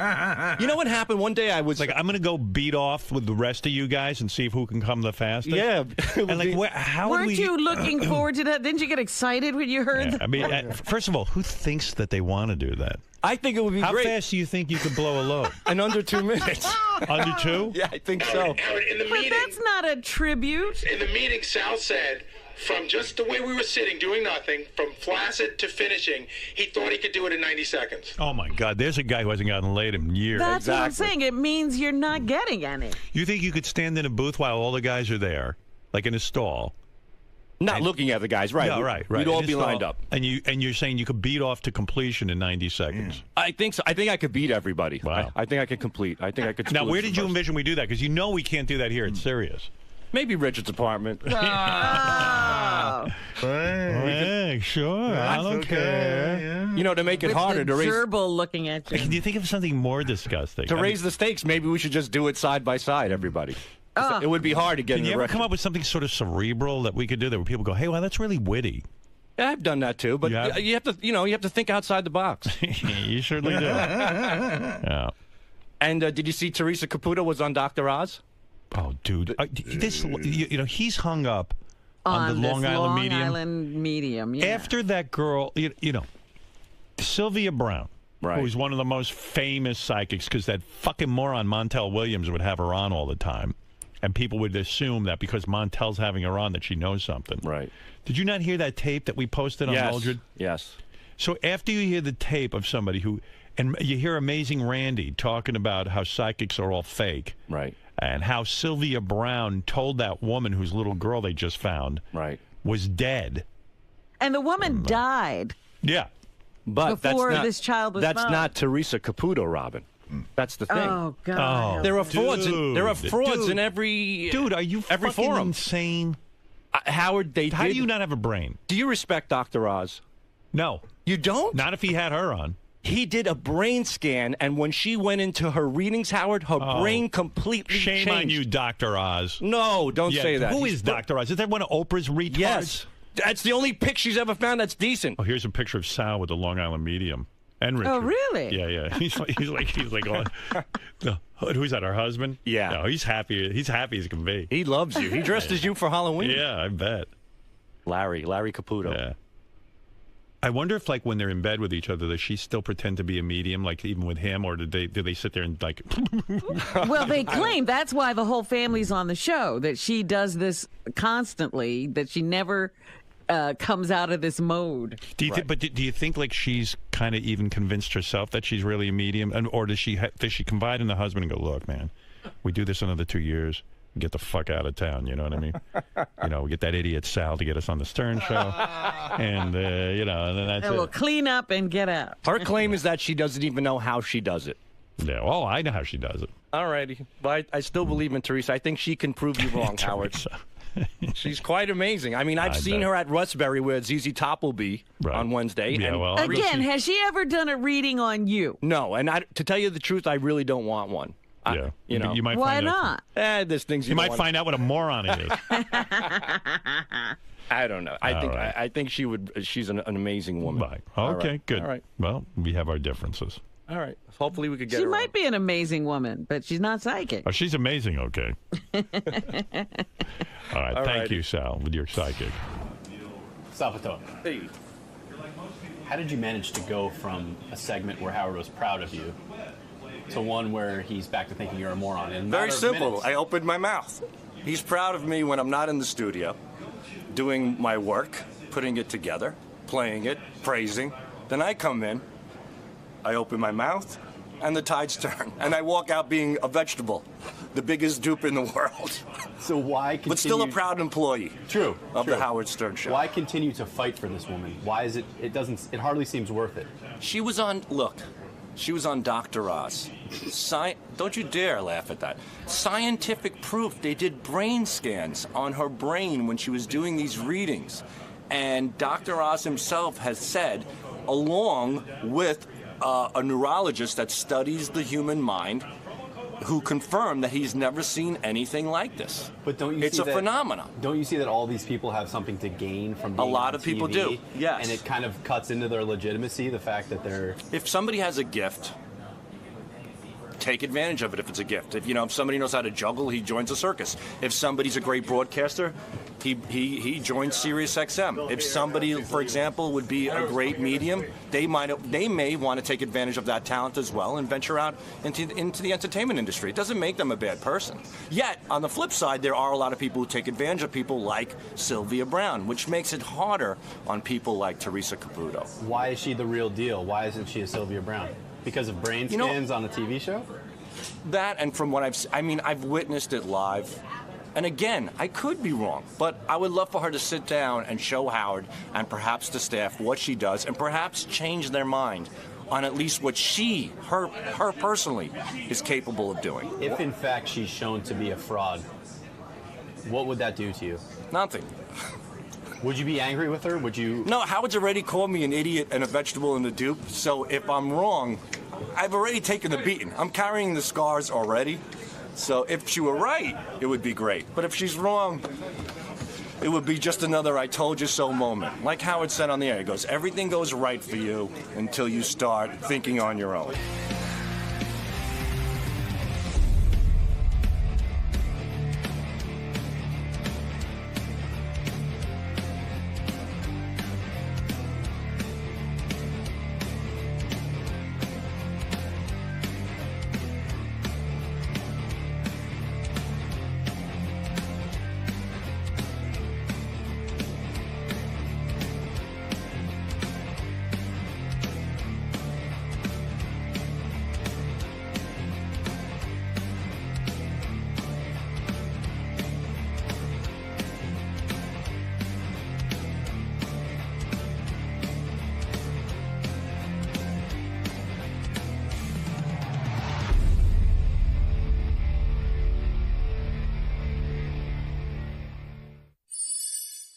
said, I'm here to do the Joan Rivers show.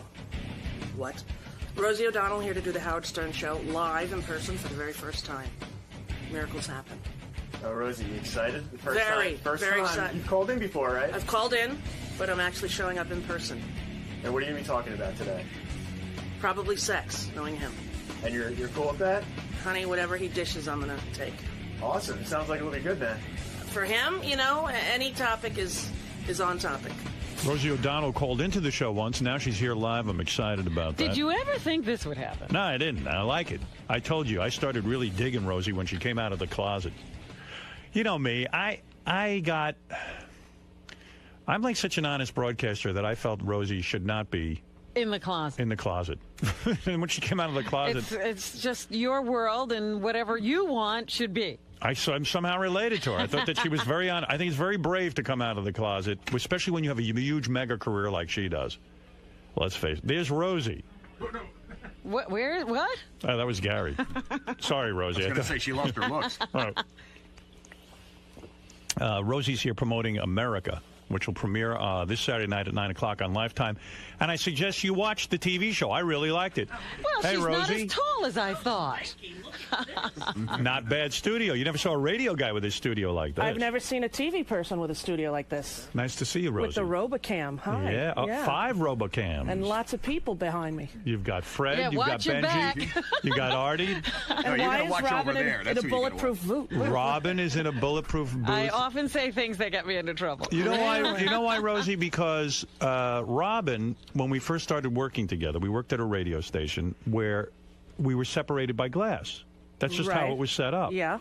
And it became very comfortable. She could work behind the glass and not interfere with what I was doing, and I didn't interfere with what she was doing. And we became... And it also became, like there's a very male atmosphere. And this is the testosterone protection And zone. that is what this is. This is the dome of testosterone protection. It wasn't so male when we first started. Yes, it was. It was? It was sort of like a locker room, and rather than being a part of it, I could just observe it and not interfere. You don't like the smell of a locker room? I hate the smell of a locker room. It's so beautiful. It's a little bit like a toll booth thing here. You're the toll booth collector, protected. If you feel unsafe, go sit with Robin in the booth. I may do that. I'll and let you'll you be know. fine. You just stopped drinking? You don't drink any alcohol? No. Because I know we were thinking of going out to dinner, but I don't think that's going to be fun if you're not drinking. Was that a problem? Well, I didn't drink for about 8 or 9 years in my 20s. And then... Me neither. Really? Never occurred to me to drink. Same with me. And I was sort of like, I just worked. That's all I did was work. My whole focus was work. I said, why would someone waste time drinking? Okay, so then, when I was 30, I started drinking, like, beer at clubs. And then, about 3-4 months ago, my oldest son, who's about to turn 14, I said, hey, can you get me a beer? Because he loves to open, the thing. Right. And he goes, no. Wow. I go, it what? upset him. I said, why? He goes, I think you're drinking too much beer lately. I go, since when? He goes, about 6 months. Ooh. Wow. I said, wow. I go, when I was 20, I didn't drink at all for like 9 years. He goes, you should try that again. Do you think you were drinking too much? Yeah. Why do you think you were drinking so much? I think a little bit it started during The View, which is sort of like a joke, but not really. But I think it did. Like, I would... that's when I think I would notice there was an upkick in the drinking. See, I never understood you with your relationship with your TV shows. Yeah. Like, something really gets to you when you have a successful TV show. It drives you crazy, in a sense. Well, I only had one, really. Well, yeah, okay, so you left that show. Yeah. And then even with The View, I never thought it would work out on The View because I don't see you playing with 4 other women. I see you as the lead singer. Oh, that's sweet. And there's too many. You really didn't need them to function. In other words, they got in your way. Well, it was somebody, Barbara asked me, and I thought, well, okay, let's try it for a year. Right. Stick my toe back in the Fame pool, see if I wanted to go swimming, and, see how it would work out. And we all watched how it worked out. See, I always thought Fame was really super important to you. And then when you suddenly said, okay, I'm coming out of the closet, which was a big, big move for you because that had to be what's scarier? Going up on stage doing stand-up the first time or coming out of the closet when you have all of America on your side, hit television show, sponsors up the wazoo, and you don't even know what's going to happen if you come out of the closet? Which is scarier? The truth is, Howard, that I was already way, way, way successful. I had enough money. Right. I was in the safe zone. I didn't do it at a time when, it was a threat to my career. But when I was starting that show in '96, nobody talked about being gay. No. Ellen was not out. Will and Grace was not on the air. That's right. Nobody would even ask me in interviews. It was something that the press sort of ignored. And then, in the last 10, 15 years, it's been a total change in gay awareness and the gay movement, gay rights, everything. And when I did come out, it was because of the foster kid that I had that we weren't allowed to adopt. Right. And I thought that was a good enough reason. I didn't want to just have an announcement, oh, by the way, I'm gay. But when I took the job in '95, I told them that I would do it for 5 years and then I would quit. What's scarier, going up? Well, how old are you when you first went up on a stand-up stage? 16. 16? Yeah. Kid from Long Island? Yeah. And what gave you the confidence to do that? I did a show in Colmac High School South, the Senior Follies, where you make fun of the teachers. And one kid, a year younger than me, his older brother, Richie Minervini, owned the East Side Comedy Club. Yeah, I know that guy. He came over to me and he said, you should be a stand-up comic. And I'm like, nah, I want to be an actress. I want to be on Broadway. You mean you were that good at getting up and making fun of the teachers? Yeah, we did sort of Saturday Night Live skits. Right. And I would do Rosanna Dana. Wow. And I would, make fun of the teachers and I wrote the whole show. Wow. And so you said, hey, maybe I could go up on stage and do stand-up comedy when everyone said how great you were at this. Yeah. And where do you go to do that? At Minervini's place? I went to Minervini's place. And you walk up on the stage and you had what? You'd written material down? No, I saw Merv Griffin the day before and Jerry Seinfeld was on. Right. And I remembered his act. You did Jerry's act. Not only his act, I did his inflection. Everything. I was like... You were the Jerry Seinfeld experience in his head. I walked on stage and I'm 16. I'm like, so I'm driving here and on the car stalls. I'm opening the hood and I'm looking for... What am I looking for? A big on-off switch? On-off? I'm thinking, hey. Like, I even did his I'm thinking, hey, And, of course, I killed. And I came off stage, and all the comics were in their little wolf pack like they are. They're like, where'd you get those jokes? I said, Jerry Seinfeld on Merv Griffin. They're like, you can't do that. I'm like, why not? Well, don't admit it. Well, I didn't know. I thought it was like a That's song. Streisand didn't write her song. No, but that's so great that the comics, knew probably that she got it from there, and they expect her to lie. And she's like, no, I got it from No, this is where I'm very honest. Well, I saw it. I was like, well, those are funny. I'll just say that. So people came down on you for using Jerry Seinfeld's act, and then you said, oh, I better go home and what, write down an act? You had to go create an act. Well, I sat at the bar with them, and they're like, you have to just talk about your own life. You can't just talk about somebody else's material. And I was like, well, that's crap, because Streisand, I had all these analogies of music. So then they said, well, come back tomorrow and try it yourself. And so I went back, and they let me MC. And I just learned from doing, MC and talking about my own sort of family life and, When did you start to feel really famous? After, like, you had that show on VH1? You used to do the stand-up on VH1 for a while. Did you start to feel like you were really getting famous, that you were becoming a big star at that point? Or was it when you... It was in '84 when I was discovered at the East Side Comedy Club by Ed McMahon's daughter, who was in the audience and came over to me and said, my dad's Ed McMahon, and I'm going to put you on Star Search. And I was like, yeah, right. And I was still living at home with my dad. You did Star Search? Yes, the second year. Did you win? No. Isn't that weird? Who were you up against? Who won your year? Who won? Jackie Martling? No, no, but I've known Jackie since I'm 16. Right. But a guy won named John Kassir. But the year that I was on, it was me and Sinbad were in the finals. Right. And Wow. he and I both didn't win, and this guy John Kassir won.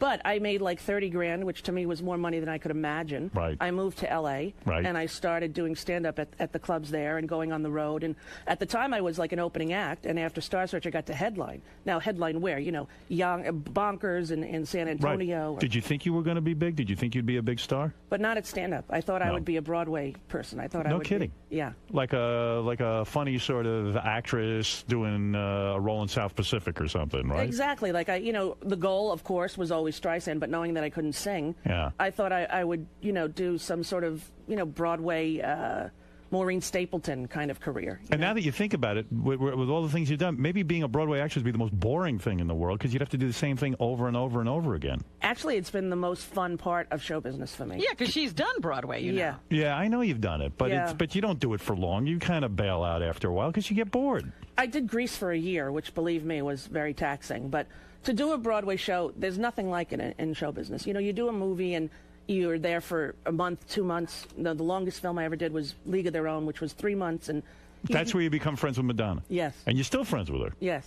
Is that difficult for you? No, but it was at the beginning because I remember she was friendly with Sandra when I was on VH1 as a VJ. And I remember thinking to myself, how can you be friends with her? What, with Sandra Bernhard? Yeah. Why? No, I remember Sandra was friends with Madonna, and I kept thinking, how could Sandra be friends with Madonna? How do you connect to Madonna? It was like Elvis. It was like too big of a person. But the day before I met her, and I didn't know I was going to meet her at the movie set, I went to see Truth or Dare. Right. And I saw that she was at the grave of her mom, and it had her mom's name, which is her own name. Right. And that's the same situation for me. And so when I met her, Penny said to me, tomorrow Madonna's going to come in. If you make her funny, then she'll do the movie, so try to do good. Oh, my goodness. And I was like, not a lot of pressure. Exactly right. It all falls on your shoulders.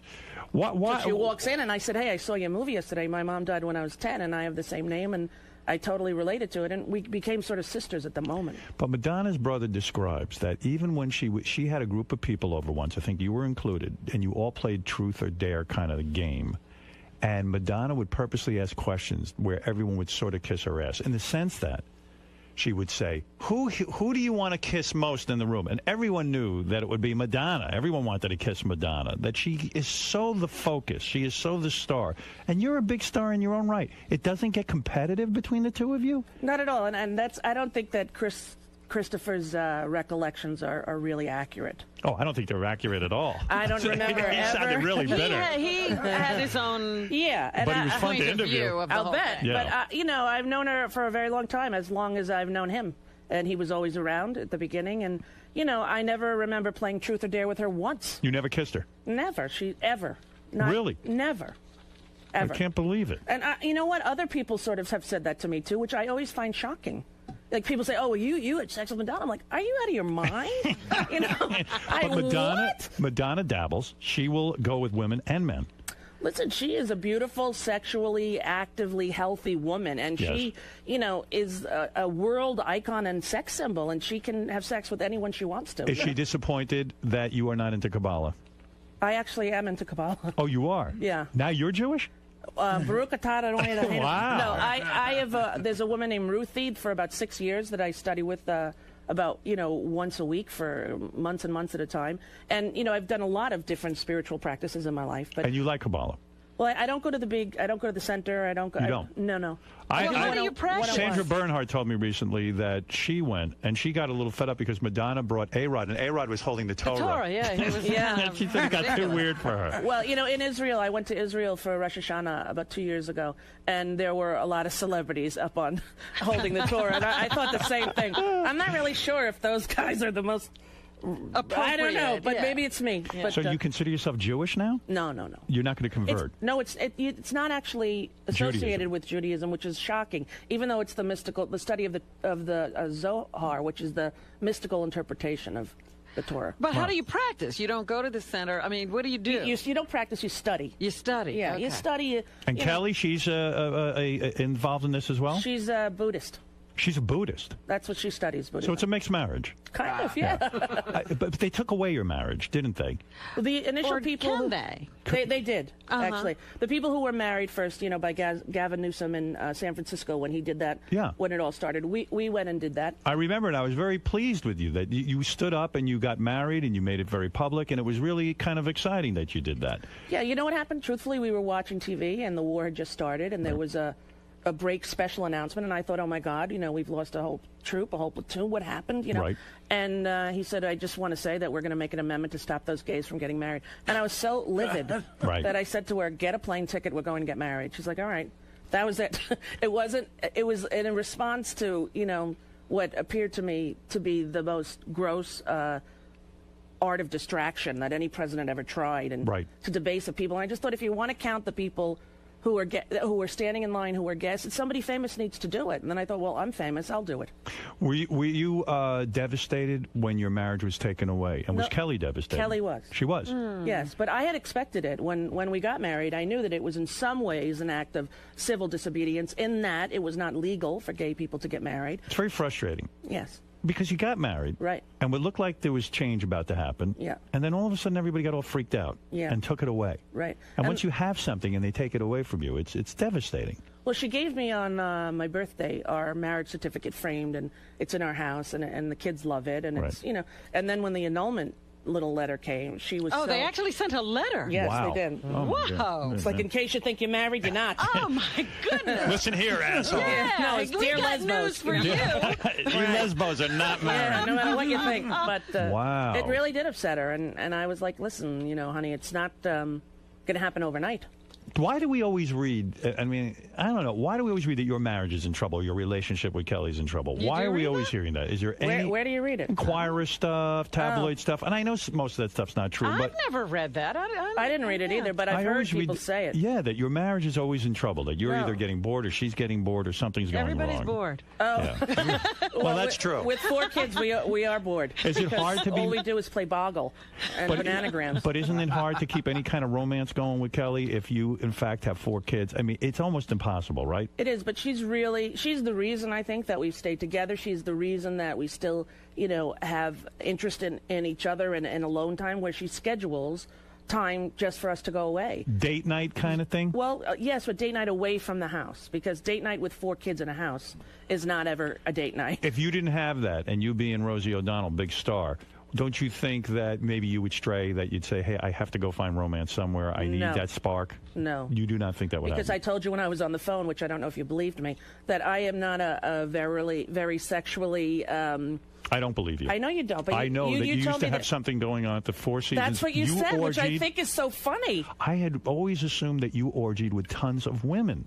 That you had a wild life. He life. would tell me. It's so crazy. Rosie has the hottest women. Yeah. First of all, I just want to say this. I don't even like to be naked like with Kelly. Like I turn the lights off in the shower. The thought of an orgy. The closest thing to an orgy ever was I went to once Madonna's sex party when she had the sex book. Right. She had the opening premiere party. And naked.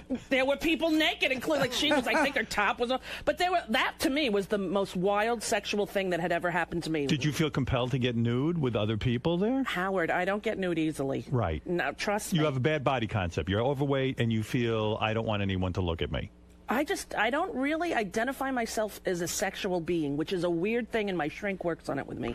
But I don't think of it. And when someone is kind of flirting or kind of, coming on to me, I don't even usually know it. Do you think that's why you hold on to your weight, that it keeps you from being sexual? It keeps you from being...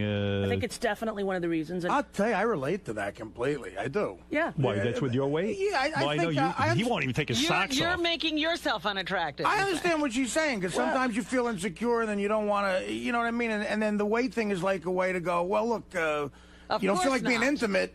Look, when I get thinner, maybe we'll do something, or it's weird. Yeah, well, once I did, I went on Diet Center, which is one of these many ridiculous things that you can try, and I got down to like a size 12 or 11, like jeans tucked in with a belt. Was that when you did the Gary Marshall movie? I remember you got thin for that one where you played the dominatrix and all that. It was right around there. It was actually a little thinner than that, and I stopped to go to the Improv at a gas station, self-serve, right? And the guys, nice-looking guys, came out to help me with the gas. Now, that had never happened to me before in my life. And I remember, being overwhelmed, and they was really kind. Where are you going? I'm like, oh, I'm a comic. I'm going to the Improv. And, oh, really? Let me do your windows for you. I was like, what the hell is happening here? What's this world? Guys are hitting on you. And then I stopped at Baskin-Robbins on the way to the Improv, and without even really realizing it until later, But you have a fear of men. Too much you had bad experience. You were molested as a child? Yes. Yeah. So that would make sense in a way. You don't want attention from men. Yes, but although I know many women who are sexually abused who are not gay. Right. So I don't know that but maybe the weight keeps you. But I don't know. I can't figure it out. Because for me, you're a very disciplined person. Gay. Yeah. You are. Yeah. I know if you wanted to be thin, you could be thin. I really do believe that. Yeah. I think you're a very disciplined person. So something's going on. You're in therapy. Something's going on with the weight that you're holding on to. Well, what's interesting is that I have 4 very fit, healthy kids, and none of them are from my gene pool. That's number one. Right. But number 2 is that they're fit. They have, Kelly is sort of in control of the food in the house, and when they want a snack, I always say, ask Mommy Kelly. I'm not in control of the food. But my daughter, who's now 11 and beautiful and tall and skinny, and she said to me once, Mom, do you know that you could look different? Uh-huh. And I was like, yes. She goes, you really could. And it totally struck me. I was like, she's noticing it, and last week we were in Miami. Do you think she's embarrassed? I think that probably. It's not because I'm famous, you get a lot of leeway. I think if I was just the average mom, perhaps, but when we went to the beach in Miami recently, which I don't like to do, to go to the beach with them because all the paparazzi and the suit. And constantly. I don't even know how you live in Miami. Well, we never leave the house usually. You don't? Okay. Yeah. But I went to the beach with them, and my son was making a sandcastle, my older son, and I was going in the water with the other 3, and I had a T-shirt over my suit, and I said, Park, I'm going to leave the T-shirt here, okay? Because he was near the shore. And he goes, why? I said, well, because I didn't want to walk from the blanket with my bathing suit, and I'll leave it here, and then when I get out, I'll grab the T-shirt, and he goes, Mom, when are you going to just accept your body? That's how you are. Everyone knows that's how you are. It's okay. Just go in the water. These kids are brilliant. Well, your kids sound really teaching together. me, you know. I wish my kids would teach me something. Yeah, I can see why you have kids. Yeah. Well, honestly, I almost feel like, you know, what an idiot that I should be teaching them to love, but I don't, you know, I'm not there, like you say. Is Kelly comfortable with her body? Totally, but she's fit and thin, and she plays tennis every day. Would she works walk out. around the house nude? I mean, not when the kids are there, but I mean, would she walk around the bedroom naked with the lights on and the whole thing? Yes, she without will. thinking about it. I like that. Yeah, yeah, she would. And I always say to her, sometimes I'm like, oh, honey, why do you like me? I'm so fat. And she's always like, have we ever had one issue with me not being attractive? I'm like, I know, but honey, you could have such a gorgeous girlfriend. She's like, please, don't. Like, how I perceive me is not how necessarily other people do, you know? Sometimes I think, too, it's like, well, I mean, I understand the way, especially knowing a little bit about how you grew up. Yeah. I think there is a protectiveness there. Yeah. You don't want that kind of sexual attention. Yeah. You really don't. Right. And there are 5 O'Donnell children, and all of us are overweight. Really? Yes. So you think this All right, now extrapolate with your theory. Yeah. I think. Well, yeah. I think they lost their mother when they were young. I don't know. Yeah. You know, I don't know. I'm having my own problems, believe me. Right. I'm But at that something- shrink 3 days a week, and I'm really confused. Is it helping at all?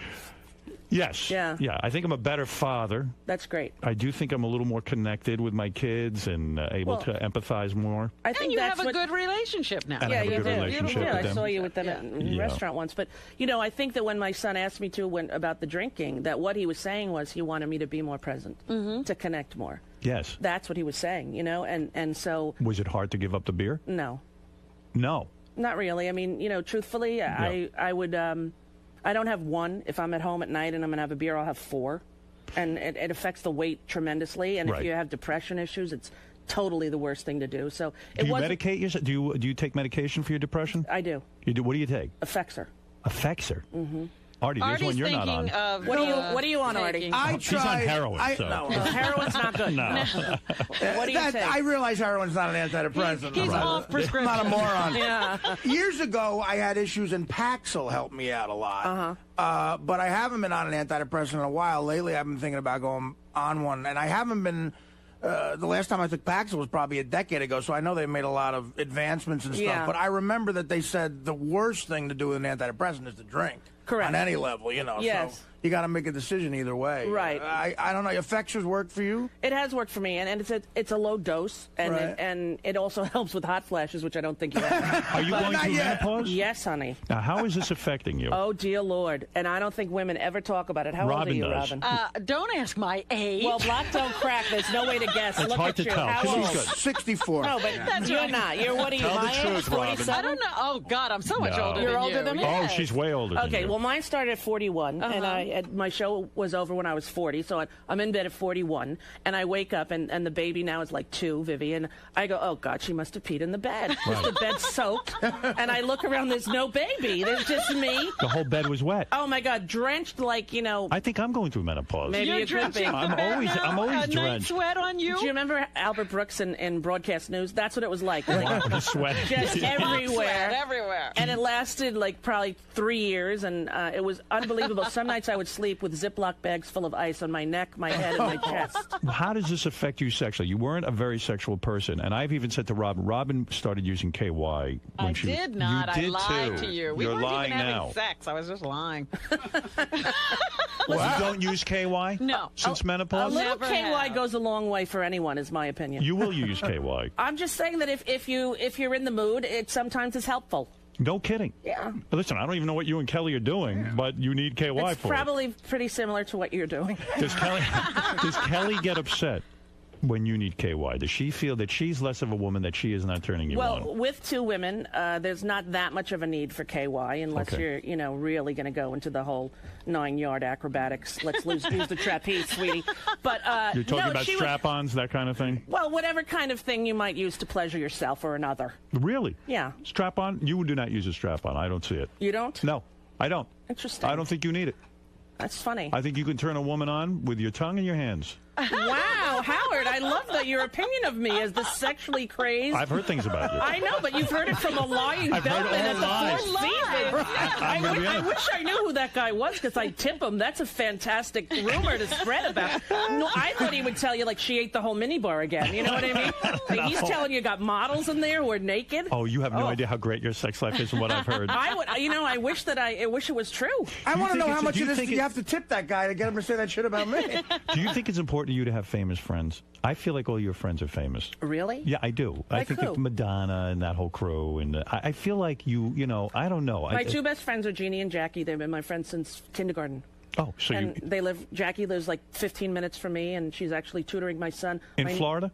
No, we live in Nyack, New York. Oh, you do? Yeah, they go to school there in Nyack. I thought you lived in Miami. We have a movie star home there. Yeah. That we go on vacation. So I only want to go there for vacation, and Kelly wants to travel. So normally I'll take the kids to Miami, and she'll take one at a time to Europe or somewhere that she wants to go because I have no desire to go to Europe or anything. Right. Please. It'd be horrible. I'm like, we have a whole house there with a jet ski. What's the point? I don't want to see someone anything. else's schmutz. And what are you going to see? Old stuff? A ruin? What's the point of it? It's ruined. You know? So my psychiatrist says to me that there's something wrong with me, that I'm afraid to go to these They places. say that to me too. I am too. I don't really want to see You have other no worlds. interest in other cultures where you came from or your ancestors Listen, came from? I read a lot of books. I've read all of the books on Ireland. I There read you go. everything. You know, I watch documentaries. But and do it I... doesn't occur to you want to see the White Cliffs of Dover. Well, what I did, I actually went to Ireland. After my mother died, my father took all 5 kids to Belfast, 1973. Okay. Ooh. Wasn't that smart? In the middle Great. of the war. Oh. Thanks, Dad. No wonder you're afraid. That's why you don't want to go. But for my 40th birthday, my one birthday, Kelly and I and about 6 friends rented a plane and flew to Italy. And by the time I got to the hotel, I was so nervous and upset I threw up. Oh. Wow. That's how unsettling it was. Well, you see, I think you're like me in this sense. goodness. That my mother I used to sit at her feet, and she would say to me, you know, your grandmother, she was wiped out by the Nazis, her whole family, Germany. All the kids died. All of the relatives died. They came, they banged on her house, and they took them off to Auschwitz and killed them. And then she'd go, we're going to Europe. Would you like to come with us? Yeah, I go, no. what are you, crazy? What are you, nuts? That's where it Europe, that's started. where I'm going to get gassed. I'm Now, not wait, going to do that. your actual grandmother died in the No, war? my real, it was like a step-grandmother. Oh, I've okay. had many grandmothers. You have? Yes. But Because I've read a lot of books about people our age who were raised by Holocaust survivors. yes, and you're more scared than actual people who've gone through the Holocaust. Yeah, yeah. I mean, the stories I would hear, I mean, who would want to even venture outside? I like sitting in the house. That's don't what want- I like. I'm Me like, too. why should we go to a restaurant? They deliver. Listen, you didn't feel protected as a kid. You're Right, scared. exactly, And you still right. hold on to all that Yes. stuff. But I've gotten better in that I can now be in the house alone. There was a long time I couldn't be in the house by myself. You're really good at having your own talk show. What is the problem? Is it just does it fatigue you? Is that why you will not have your own talk show? I feel like you walked away from the Rosie O'Donnell show. Yeah. You walked off The View. That just was too much headache. Yeah. You tried the variety show thing, but why mess with your success? In other words, why even do a variety show? You have Will you do a another formula. talk show? Yeah. Well, I had some meetings when I was in L.A. to promote this movie that I last week I was in L.A. and Right. you know, the reason that I left was because at some point I was really bored of talking to celebrities. Right. And I didn't want to interview somebody who did the same exact story the night before on Letterman that I watched. And it couldn't be authentic or real for me. Right. And it became less and less fun. Exactly. And so by the time I had the guy from the soap opera I don't watch for the 10th time because Right. we hadn't, you know, it just, I felt like I had done it. And so now if I were to go back, I would want to do it with real people.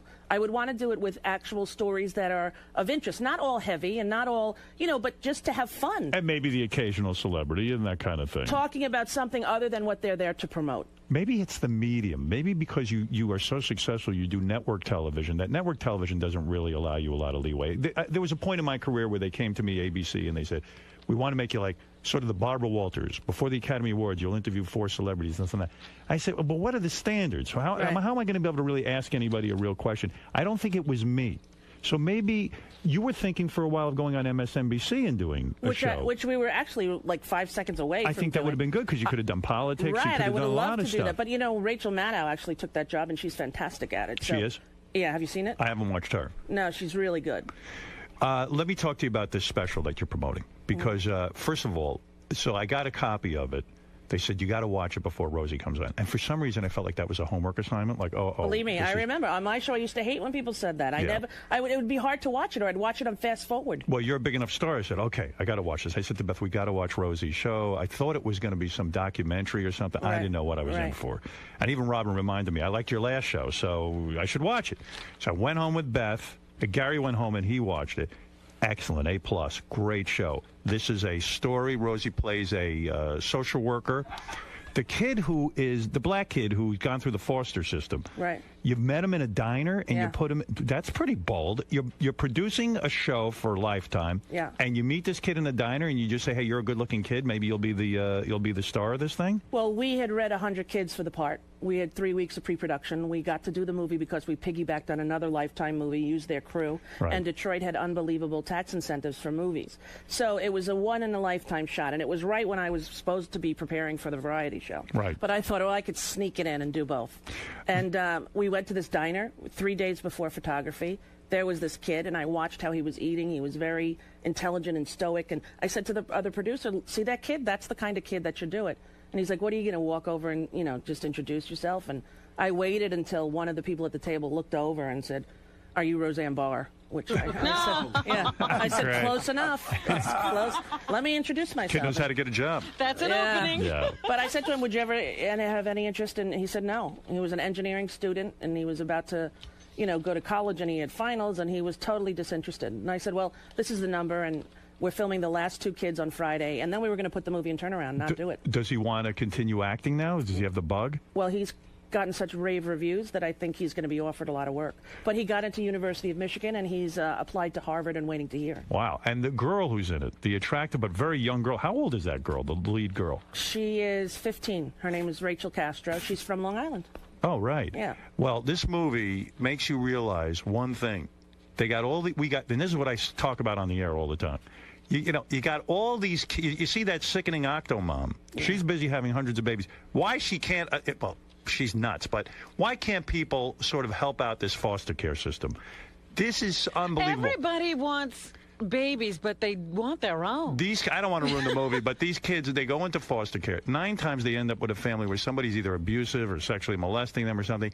We are so doomed. The statistic at the end of the movie says all these unwanted kids, most of them end up dead. Most of them end up in jail or homeless, right? Very few make it. 30,000 kids a year age out. When you age out, when you're 18, the state says we're done with you. We have no more services, no more therapy, That's it, you're on your own? Yep, no more place to live. Wow. In New York, it's 21. Right. But the rest of the country, pretty much, it's 18. And when they get out, of those 30,000 kids, 80% are homeless, and jail or dead within Doesn't the that first scare the hell out of you? It should. Could you imagine what's running around out on the streets? Well, remember when Nebraska had that crazy law? Yes. And people were driving there to give away their 13-year-olds? Right. It was crazy. Yeah, that was in November when we were filming this movie, Yeah. actually. As soon as they passed that law, it was supposed to be for newborn babies. You could drop it off, and people were dropping off their teenagers. Yeah. But the movie's a real good story. It's a little bit sexual, a little bit violent. It's got something for everyone. Mm-hmm. It's a story of a guy who basically finds himself, but it's a really horror story that he goes through. But it's really well done. I loved it. It's very I absolutely accurate, loved it. I recommend it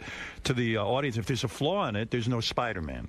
Yeah, we tried to get him in. If you had fit in Spider-Man, it probably would have been the most perfect movie. Yeah, Did you totally. watch the Academy Awards? I did. Did you think that Sean Penn deserved the Academy Award for Milk? Yes, I did, and I voted for him. I agree. I believe he deserved it. Incredible. But Meryl Streep got robbed. Now, You think so? Absolutely. The movie Doubt, did you see it? Yes. She was the best, even though Kate Winslet was very good in her movie. In The Reader, yeah. Right. Did you vote for Kate Winslet? I did not. Who did you vote for? Meryl Streep. You did? Yes. So you agree but, with me. Meryl, the best part of the Oscars to me was Sophia Loren talking to Meryl Streep. You like that? Oh, my God. I mean, when are you ever going to see that again in your life? And Sophia with her hand on her hip, throwing her head back and talking about the majesty of is that a word? Of Meryl Streep and how unbelievable she is. And I love Meryl Streep at this age with her gorgeous daughter and sort of humble and looking down. And, there'll never be anyone as good as Meryl Streep, I don't think, ever. Why did you stop blogging on your website? What happened there? You were very good at it. You were good at updating your blog. You seemed to enjoy it. Yeah, you even I had thought a you were into video that. blog. You were way into it. It was funny. Why would you stop Because that? when I started it, nobody knew what a blog was. You know, Right. like 6 years ago, people were like, what is it? And I'd go and talk shows, and they're like, you just do it on the web. And all of a sudden, Blogspot was up, and then with Facebook. And it got to the point where it was no longer exciting. It was not a novelty. Right? And people were taking it like E.T. and all those shows and taking just a little... Rosie goes crazy. You know, and I'm like, oh, God. You couldn't even be honest on it because it was taken out of context. Correct. And I thought, you know, if it's going to be more of a headache than it's worth, you know. Are you back to blogging? Well, I'm using it now to raise money for the school I opened on 45th Street, and I'm using it to promote appearances that I'm doing. But, you know, the internal angst and what I'm feeling about the world order and what's happening in our society, it's not going to be so much on the blog anymore. Do you have Facebook? No. You are not on there? No. I believe you will be on there. Do you think? I do. I think you will eventually get caught up in Twittering and Facebooking. Well, you know, my brother, by mistake, signed me up for it. You know how if you sign up, they can go into your... All of a sudden, I was like, you are now on Facebook. And I was like, what? And I went on there, and then it's like, so-and-so's on the wall. It was like so much pressure. You know, you had to figure out where they were, and it's, what are you doing now? And it's almost a full-time job. That's what someone tells me, that once you get in there, it's... Rosie, I'm being given the high sign that you have to leave. I do? No, yeah. I don't have to go anywhere. You don't have to go no, anywhere? Oh, keep good. talking. What do you need to know? Rosie's in America, premiering this Saturday night at 9 o'clock on Lifetime. And for more information on Rosie's charity, Rosie's Broadway Kids, go to rosiesbroadwaykids.org. We have a few more minutes? more minutes? All right, good. Okay. I got a reprieve. 5 more minutes Yeah, from Cindy the, Berger, she's tough. Cindy Berger. Speaking of Cindy Berger, she's your publicist. Yes. She's also Barbara Walters' publicist, Yes, true? she is. That's a tough job. Yes. Don't you think that you and Barbara have had an exchange of words over The View? And don't you think Cindy took more of Barbara's side than yours? No, She was caught in the middle, wasn't she, between that? No, because you know what? For years, Barbara and I have known each other sort of socially in that kind of celebrity way, not like the real friend sort of way, but that celebrity, like go out to dinner, see a show, but don't really call each other on the phone. Right. Okay, so when, you know, she asked me to do the show, I went and I did it, and then what happened, but we are able to get along. You know, I just did Nora Ephron's play reading down in the Village, and she came to the show. So there's no tension between your publicist and all of that? No. No, you like Cindy. Cindy's also Madonna's publicist, right? Yes. It's one big incestuous But publicist. not Cindy herself, but that company, PMK. I see. Yeah. Trump you're still at war with? You haven't run into him? You haven't seen him anywhere? Well, you know, I don't think I've ever had a conversation with him in my life. Although I was at his wedding to Marla Maples. Oh, you were? Yes. Wasn't I there? Yeah. Yes, you were there. Well, why didn't I see you there? Because you hated me then, don't you remember? But I would see you. I mean, I would go over and say, I would have gone over and said Did you hello. hide from him? It was pretty big. You couldn't. It was at that big hotel, remember? And I was there with Jason Opsel, who's since passed away, actually, who worked with Marla in Will Rogers Follies, and I was working with him in Grease on Broadway. Right. And I was there at the wedding. And I thought it was weird. Remember when he walked up the aisle, he was shaking people's hands? Yeah, it was... on the way up the aisle? I'm like, talk about lack of focus. Yes, but it was almost like a circus. It was. Right. And OJ was there as well. No. Yes, OJ was there. In fact, on the back Pre-murder? of my... Pre-murder. Yeah. Okay. Right Before on everyone knew. the back page of Pre-double murder. Of my second book, I put a picture of myself and OJ, at Trump's wedding. Right. It was great. Oh, my Trump God. gave me permission for that. So, But I don't know the guy. I only know, you know, I've never really talked to him. I don't really know him. I've just seen him on TV, and we talked about, you know, him forgiving the Miss America girl on The View, and the guy went ballistic. do you live in fear of running into him? I mean, when you're in a the feud, only person I ever was afraid of running into was you. I know. You thought I was a bully. Well, you know, for many years, many teenage boys would see me at the mall and go like this, and then say blah blah bluey, and I was like, holy crap, That's fun. And I would be wheeling a baby, you know. Goodness. I had like a little 6-month-old and holding a 3-year-old's hand, and blah blah bluey, we love Howard. I'm like, ah! So it was scary. I think what must have happened with me is I was so hell bent. I was so proud of you when you came out of the closet. Yeah. And you were so honest. It used to drive me crazy when you would. I think the same thing you're saying. When you were on with these celebrities, and you had to sit there and kiss their ass, and you couldn't, like even Tom Cruise, you couldn't even talk about the fact that you maybe were in love with a woman, and it would drive me crazy because I felt you were more honest than that. Yeah, it was a tough, you know, listen, it was a But tough it's time. hard. If I could go backwards, you know, in 96 to think that I would have the courage or that it was possible to talk about being gay. I remember when they said, we have a brand new show coming out on NBC about a gay guy living with a woman. I'm like, well, that'll never air. Right. Remember when Will Will and Grace. Will and Grace? No. Remember when, Felix Unger? Right. He had Hello Sydney, that Yes. show. And it was about a gay guy, and it was off in like 2 weeks because of protests. I never thought that it would be possible. When you made the decision. Yes, sorry. Tony Randall. Felix Unger. Felix Unger. Thank you, Artie. No, I'm saying I thought you were when you came out of the closet. Yes. And you made this decision. Yeah. Was it an overnight kind of epiphany, or had this been something you were building up to? Like, I can't take this anymore. I want to come out of the closet. I'm not going to hide anymore. Well, I never really hid because, like, at every award show, Kelly was sitting next to me. And, Right. You know, it just wasn't brought up. I know. No one asked. It wasn't like I did an interview and Cindy said, don't bring up the gay stuff. No one asked me. And when people did ask me, I would answer. Like, I was on, I think, Arsenio once, and he was like, are you single? I'm like, yes, I was at the time. I said, and he goes, and who are you looking to date? I said, I'm pretty much open to anything. You know, and like I would sort of, you know, and the You Tom, were giving them an opening. Right, and the Tom Cruise crush is actually real. You know? told me that, yes. Yeah, it's not like I want to, you know. Do you think you could have sex with him? Probably. You really do? Well, not right now because we're both. I forgot, you told me you've had sex with a man, right? Yes, yes. But disastrous. No. Not bad. I lived with a man for 2 years. And had orgasms? Yes. And they didn't think about women while you were having sex with them? No. No so kidding. you could actually have a relationship with a man if you were to fall in love with a man. Yes. I'm not your type, am I? If you're into Tom Cruise, I'm not your type. I mean, there's no chance, right? Well, you know what? The thing about you that would be my type is that you're smart.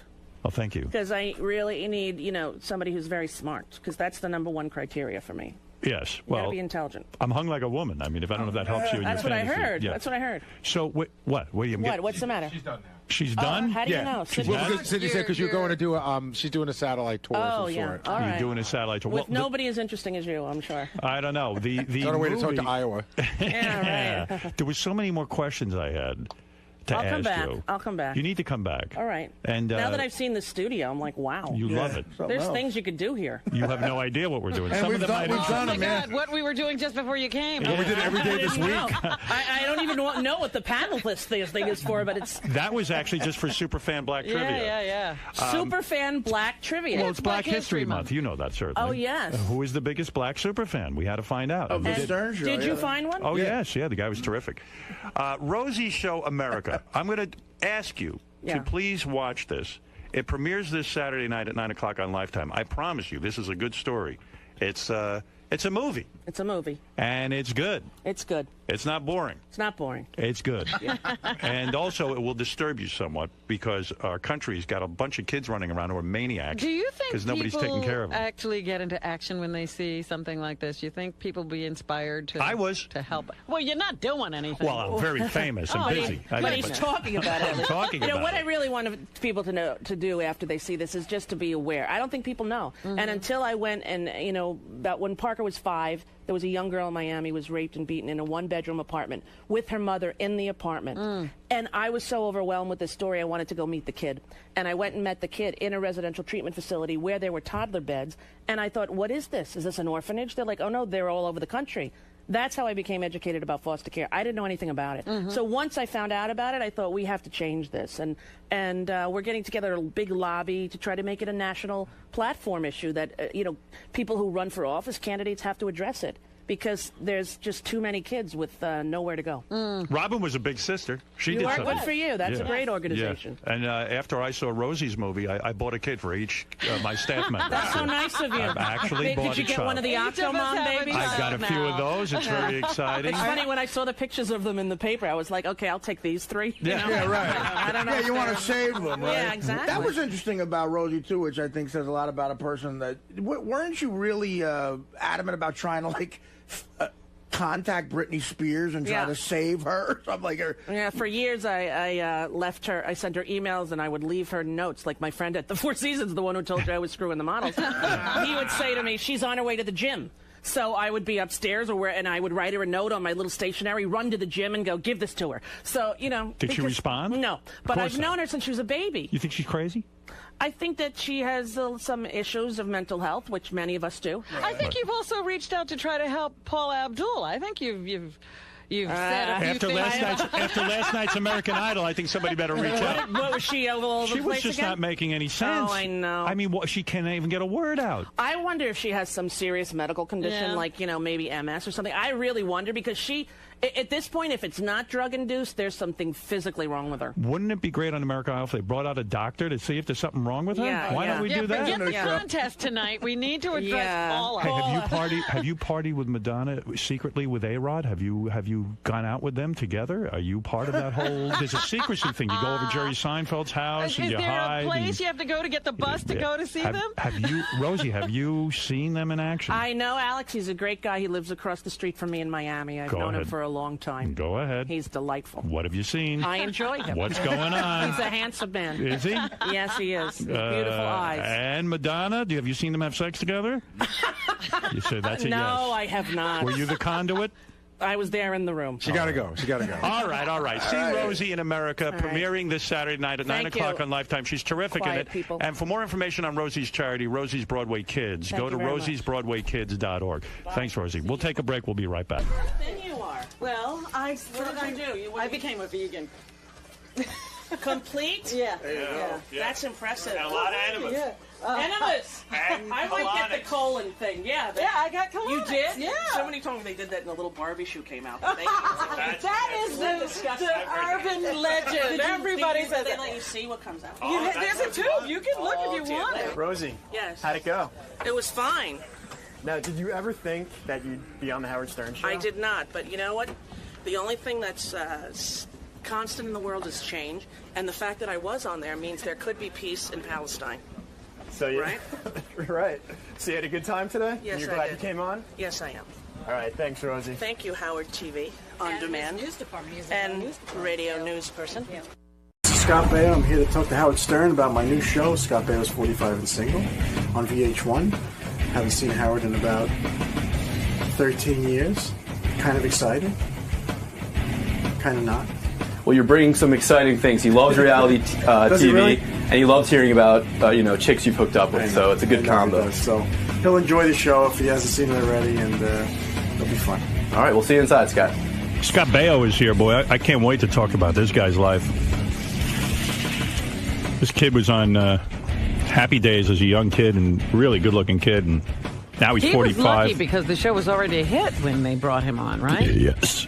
I mean, he just walked into a winning franchise and got to stay there till the very end and got a spinoff and everything.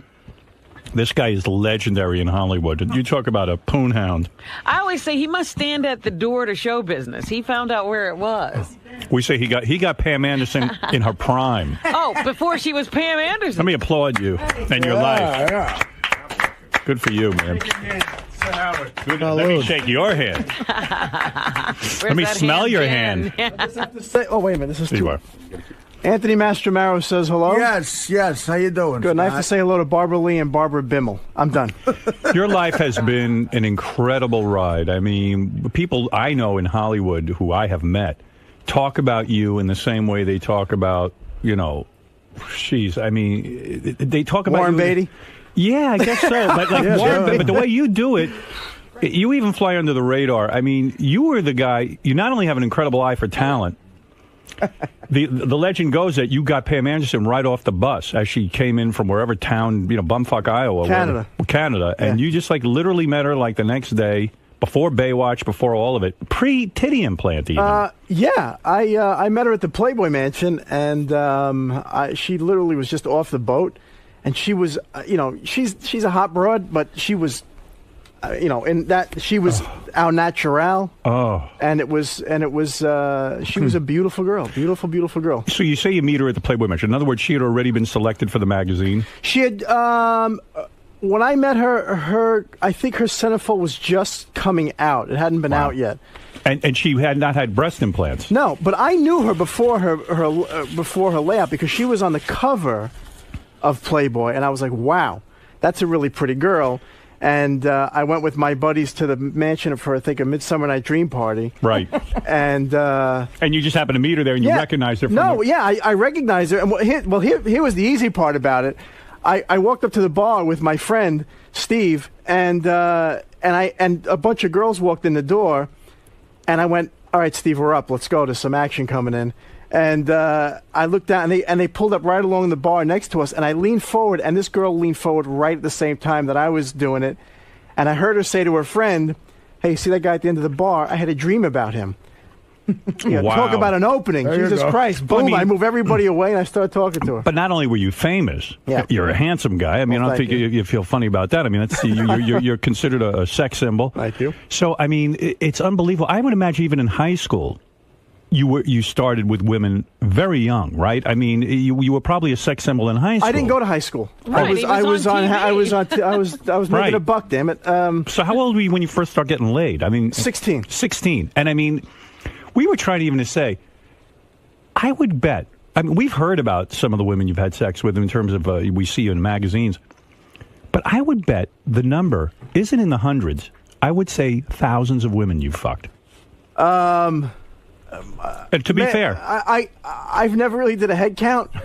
like Will Chamberlain said, what he said was Chamberlain said 10,000 impossible. women. Well, not for you.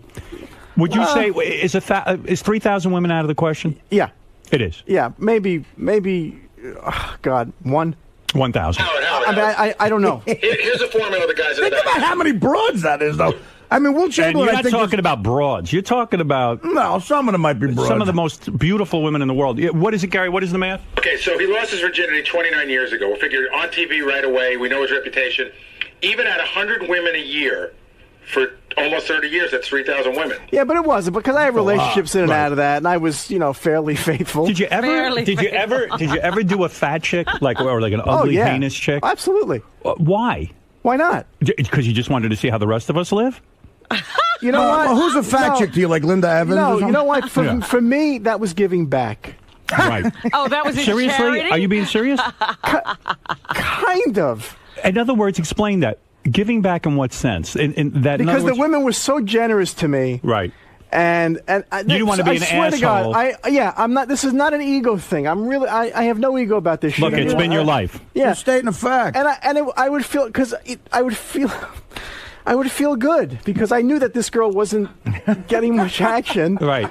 You mean you were that sensitive to women's needs? No. It wasn't like, oh, here comes. It was fun.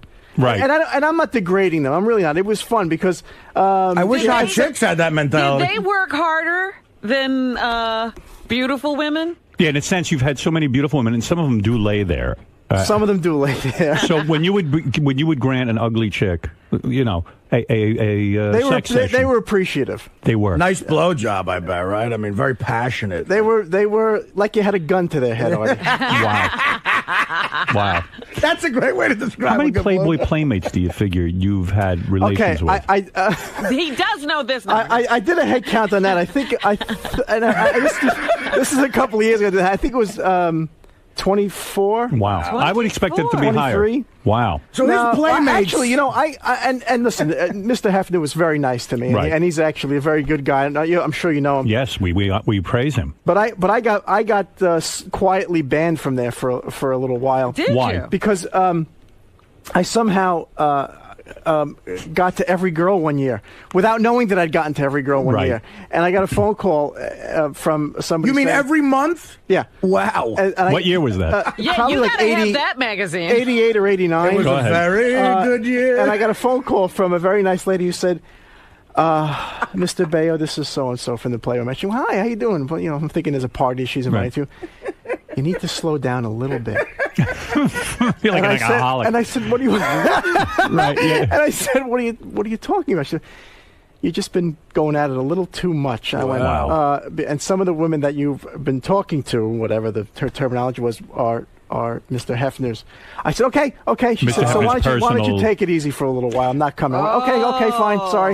In other words, she was saying some of these are Mr. Hefner's girls that he fucks, and you're interfering. I didn't know. She wasn't very specific as to what he was doing with them. But do women expect a lot from you sexually, in the sense that you have such a reputation as a lover? Do you have like women who just are waiting to get their socks pulled? Oh, I've heard about you and I can't wait. I mean, is it that intense? Okay. Here's a story. Okay. I was at a Playboy party, Right. and I was standing at the bar getting a drink, and one of the butlers walked over to me, and he says, I got to tell you, I never really got you. I said, what are you talking about? He said, I never understood why you get so many women. Right. And I said, okay. Great. Leave me alone. Yeah. He says, now I get it. I said, what happened? He says, well, I was in line for the bathroom, and there were two women in front of me. And they were talking about you. Right. And one woman said to the other, Bayo's here, you have to get with him because he makes you come a lot. Wow. Wow. What an honor. Because God, no one has ever had that discussion about me. Because You've never overheard a conversation. Because my thing always is to please them. But do you, and so that's why. So my reputation was. But do you that know I was why? A good lover. But do you know why they say that? And I have a theory. The reason you make women come a lot is, first of all, you're a handsome guy and you're wealthy, and you've had a tremendous success on television.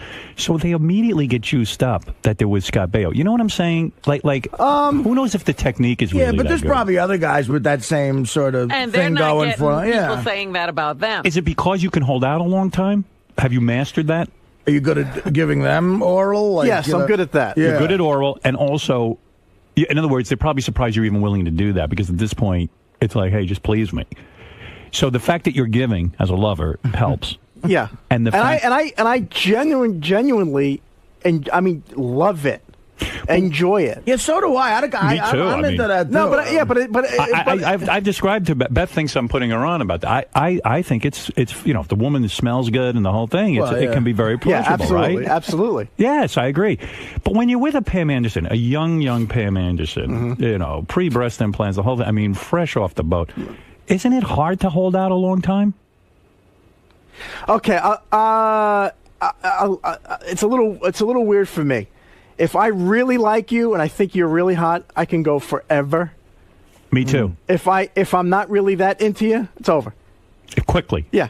And isn't that a strange paradox in a way? No, yeah, it's because I think we want to impress these women, because every guy in town is looking to get on them.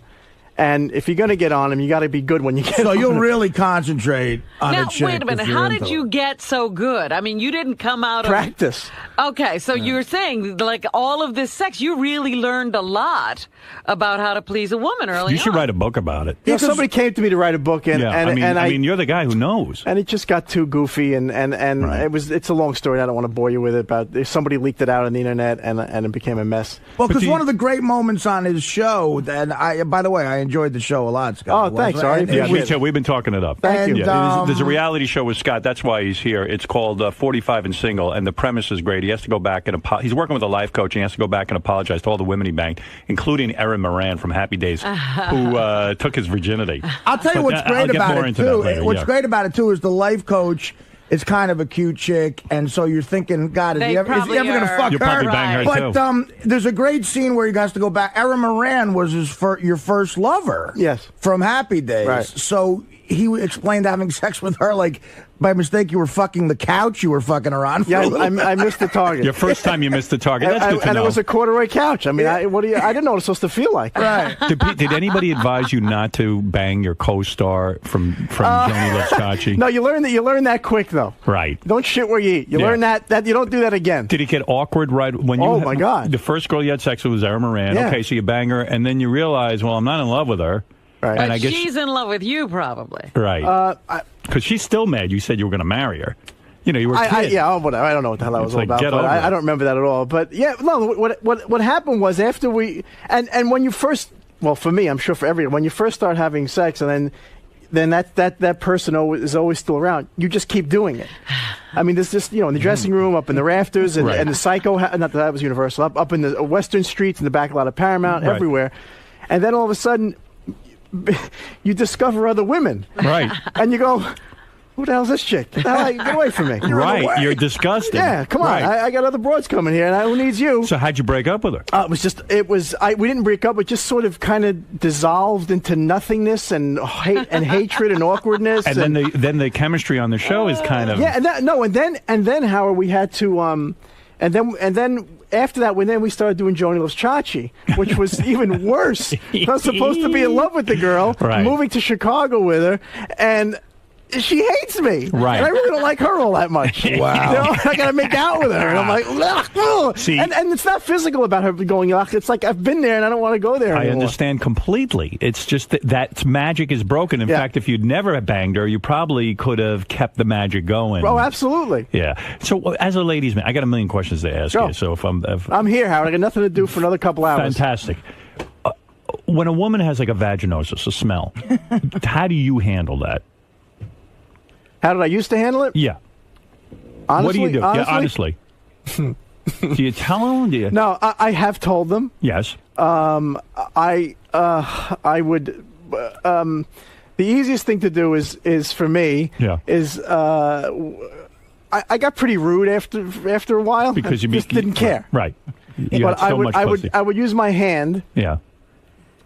Put it down there, and then ever so cleverly get it up near their nose. Oh wow, nice. And then they would usually do the flinch. Right. And I'd say, yeah, well, that ain't me. Wow. I haven't been working at the Fulton Fish Market. Wow. And then would that end the session, or you would continue on? No, I just wouldn't. I'd do other things. Right. Boy, you got some life. So go back. So go back to the Playboy Mansion. You meet Pam Anderson. Yes. Was there ever a time in your life, honestly, where a woman rejected you that you wanted? Of course. Really? Absolutely. You're kidding me. No. Because who? A famous woman? Yeah. Like who did you try to have sex with and said Scott? Playmates and stuff, and not that famous. Jenny McCarthy? Did you get her? No. You missed her. But she pulled some shit later on, and I called her on it. What do you mean? Oh boy. It's funny that there is a history with her on some level. Yeah, no, it wasn't. Has to be. You know what? This is the man. No, it's just here's the story, and I'm not being out of line at all. Okay. I had met her at a club called Bar One, and I kind of knew who she was, and she's a beautiful girl. Beautiful. And I said, "Hi, how are you?" I think she was married at the time, or with a boyfriend, or whatever, from Chicago, I think, or something, whatever. Director. And no, before this guy. Before that. Yeah, the guy who took her to Playboy. This is like years you're ago. talking the early days. That Yeah, manager type dude. yeah, Yeah. right. And so I said, "Hey, it's nice to meet you." Blah blah. She said, "Oh, I'm a big fan." And I said, "Oh, thank you so much. This is my husband or boyfriend. I can't remember." And then a couple months later, I saw her out again, and she's by herself. I said, "Hey, Jenny, how you doing?" And she's like, "Good." I said, "How's your husband?" And she says, "Oh, I'm not together anymore. Would you like to go to lunch or dinner?" She says to me. I went, "Yeah, sure." So I said, "Well, give me a number." She's like, "Okay, here's a number." She says, "I have to go to Vegas or something like that, and call me in a couple of days." So a couple of days go by, and I call her, and don't hear back from her. And I call her again. I say, "Hey, it's Scott. Maybe you didn't get the message, blah, blah, blah." Anyway, that's it. Boom. And call me. Here's my number. Next thing I know, she's on a radio show telling the somebody, I think it was you. Probably me. It was you. Yeah. That I was stalking her, and I wouldn't leave her alone, and I was up her ass, and I was being rude to her, and somebody called me to listen to it, and I'm listening. I think it was you. I don't even remember. Yeah. And I'm listening to him, going, "Holy shit, what's she talking about?" Yeah, you were just being friendly. I wasn't even being anything. Right. You know, she asked me to go to, and again, Never spoke to her again? She'll have a different perspective on it, I'm sure, and that's fine. But did you call her up and say? So I'm out one night to dinner, and she was saying some bad stuff about me, and somebody says to me, "Hey, that girl's in the restaurant." And I'm not like this, and I go in there and I say, "Look, you don't know me. Don't you ever talk about me on the radio, ever. Right. You're totally out of line," and I was a little more heavy-handed than that, "and don't ever talk to me again. And if you bring me up again, you're going to have a problem with me." And only because, if I'm an ass, I know it. Right. And I just wasn't. And, if I see her now, I'd like to say hello to her. I don't. It's all old shit, and I don't really care anymore. But it wasn't cool. It just wasn't. It was uncalled for. I thought you were going to say, like, when you brought your finger up to her face, she got really pissed off at you. That never happened. No. So you missed that one. So with Pam Anderson, how long does it take before you get in her pants? I mean, are you so? Well, okay. Here's for me. If I like you, I'll wait. I'll try to wait for a month. Because that's hot. Well, because. Like with somebody like Pamela, with somebody like Heather or Nicolette, Oh my goodness, you forget about those two. Well, I didn't even get up to that yet. I just instinctively knew that every guy was looking to, be with these women, and the obvious thing was, hey, baby, let's hop in the sack. And I always. But you would finger them on the first date. If I could. Right. But I would always be respectful, and I would, and I'll give you this. It's so funny because with Nicolette, who was actually an okay. Nicolette Sheridan, gorgeous girl. And I mean, you had her when she was gorgeous. She's, yeah. Right. And I waited like for a month and a half, and we were. We were driving in a limo somewhere, going to some party, and I didn't even kiss her. Right. Nothing. Wow. And we were in the back of the limo, and I had a glass of vodka, and I really can't drink, so I got a little loopy. Right. And I said, "Can I ask you a question?" She says, "Sure." I said, "Can I kiss you?" And she went, "Well, what are you waiting for?" Right. So it worked. How many girls' virginities have you taken? That I don't know. You have no idea. Probably none. You think Nicolette Sheridan's you had? No. No. No. God, no. And Heather Locklear. Did you ever worry? Did you ever worry at a time that if your reputation became too great as a ladies' man, that women would almost take pride in rejecting you? That's what I was getting to earlier. Yes. It was a game. It could be a backlash. It was a game to knock me down. Nev Campbell used to go around saying, "I never did Scott Baio." like almost like a badge of honor. Like really? A badge of courage. Oh, but I don't think she's attractive. There you go. So you didn't want her? Yeah. Exactly. Definitely not your type, I would say. No. You definitely have a type. I'm kidding. I don't even know her. That's right. So Pam Anderson. So after Erin Moran, the floodgates are open. Exactly. Playboy Mansion. Heather Locklear in her prime. Yeah. Yeah. Oy vey. The thing about Heather is she's a beautiful girl, but have you ever talked to her? Yes. Of course. She's a great chick. She's just what you see is what you get. Why not marry her? Because she was the first love of my life, and not Pam Anderson. No. Heather, I was insane for. I mean, I was 21 years old, though, Howard. I mean, and I was thinking about marrying her, but I was a child. Right. You knew enough to say, "Hey, I'm too young." I proposed to her, and she turned me down because she was too young. Yeah, she was smart. Did you have every race of women? Have you had blacks? You've had it all. Asian? Asian, not that many Asian. No. But you've had Asian. Yeah. You've gone there. It kind of smells like bamboo, but yeah. It's a American Indian? Yes. Wow. Jews? Yeah. Exotic. Wow. Here's an interesting question. How many girls do you think you've shared with Tommy Lee? The ones that we know about? We know about two, but it seems like maybe he follows you. He follows you, yeah. Thankfully. Which is good. I've heard that, there are women not on this list. Tori Spelling. You've had sex with her, right? You never had her? No. Or are you just saying that? No, I know her, but I never. You never had sex. did? No. Okay. What is it, Gary? I just remembered something. I wonder have women ever offered to pay you for sex? It's great that you have to even think about that. No, I don't think so. Like a woman comes up and says, "Hey, look, Scott, I'm not famous." They didn't have to pay me. No, but if someone came up to you and said, "Look, maybe I'm not the most attractive woman in the world. I'm a wealthy woman. I want to be with you." No. No. But plus, Howard, we'd go out with our friends, and excuse the expression, we'd go ugly early. Right. And that's an easy night. Talk to me about that, going ugly early. Because, in other words, you'd say, "Hey, I'm tired of hanging around all night trying to get the hot ones." Who is this gang of guys you're with? Playing these the guy in the shows, my buddy Steve Cuccio, the other guy in the all show, those guys. Johnny V, Johnny Vinoco. That's the gang. Yeah, and another guy in there at the time, and that was. But look. I know guys who hate you. I know guys who hate you just because they even say it's not fair. I know. I agree. You even hate you. Yeah, I do. You do. See, but on the show, this is interesting too because again, Johnny V is one of those guys that is sort of like he's like he refer to him as like a wingman. You're getting him laid, sort of, right? Like that's been the situation. How, like, what kind of hot chicks has he gotten because of you? Is it extraordinary? Like, okay, I'll tell you how the Johnny V thing works. Yeah. Because I'm curious about this. Because he wants to hang with you. Well, I mean, look, this guy, Johnny V, seems like a nice guy, but he's not. He seems a little bit, But you got to remember, this is back in my heyday. It's a little different now. I can't go picking up 20-year-old broads in a bar anymore. Yes, you can, but you don't have who needs the aggravation? Right. But Johnny's whole thing was, and I heard him say this to women: "You want Scott, you got to go through me." Wow. And I would just laugh, and I thought, okay. You've done threesomes. You've done all of that. Yeah. What is it, Gary? I just remembered. I totally blocked this out, but I just remember this. Scott's one of a handful of celebrities that actually called me years ago to scream at me. Do you remember calling me to yell at me? Why? It was right after the Aaron Moran interview. Oh, and Aaron Moran said that you had a little dick. And it was like West Coast time, so it was like 11:30 in the office. Somebody said Scott Baio's on the phone. I do remember you yelled that. at me. You were, you go, that fucking bitch. You were so angry. You probably don't remember, but you were really angry. Gary, you know what? You know what?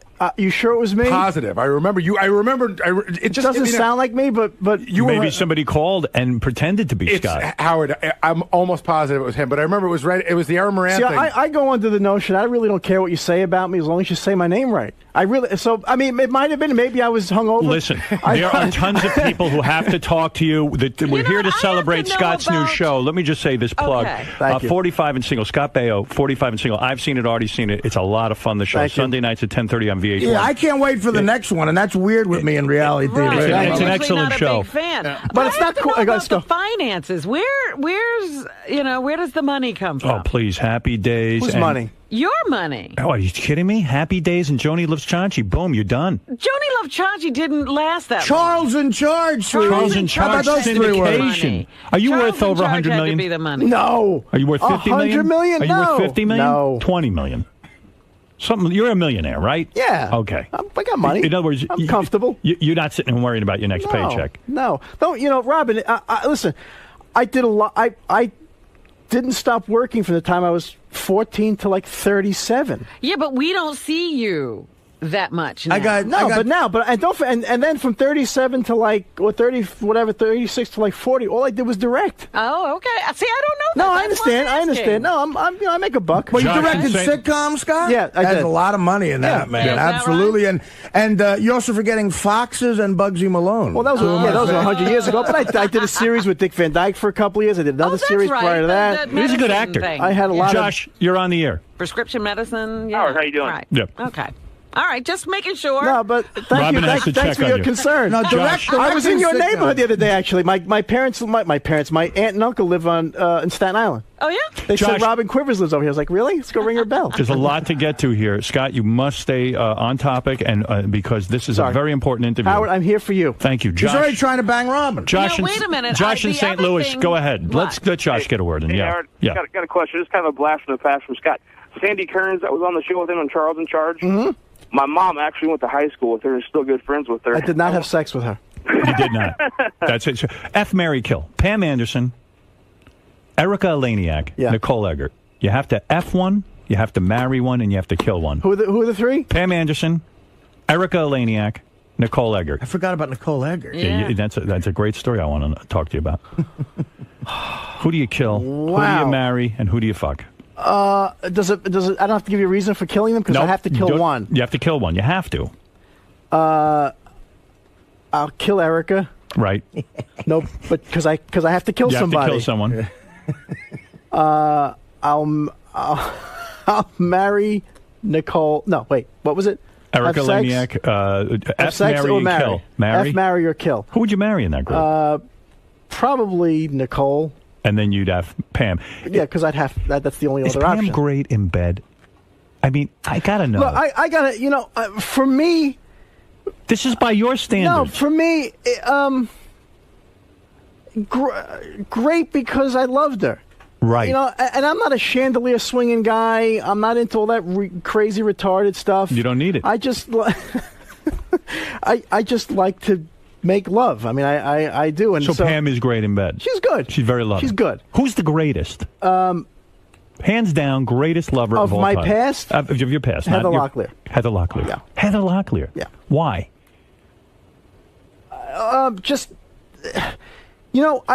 She's so adorable, and I mean this in a loving way. You want to bite her nose off. You want to rip her head. You want to Want to rip her head out? Yes. You know, that's what Richie Sambora said. Want to rip her head off. for a different reason, but that's why.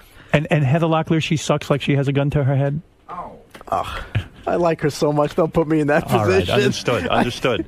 Wow. So now, what is your deal? You are involved in a relationship? I am. And you want to get married? I do. Oh. If a woman gives you anal, is that important to you? No. You don't care about it? No. You've done it? Barely. Rarely. Yeah.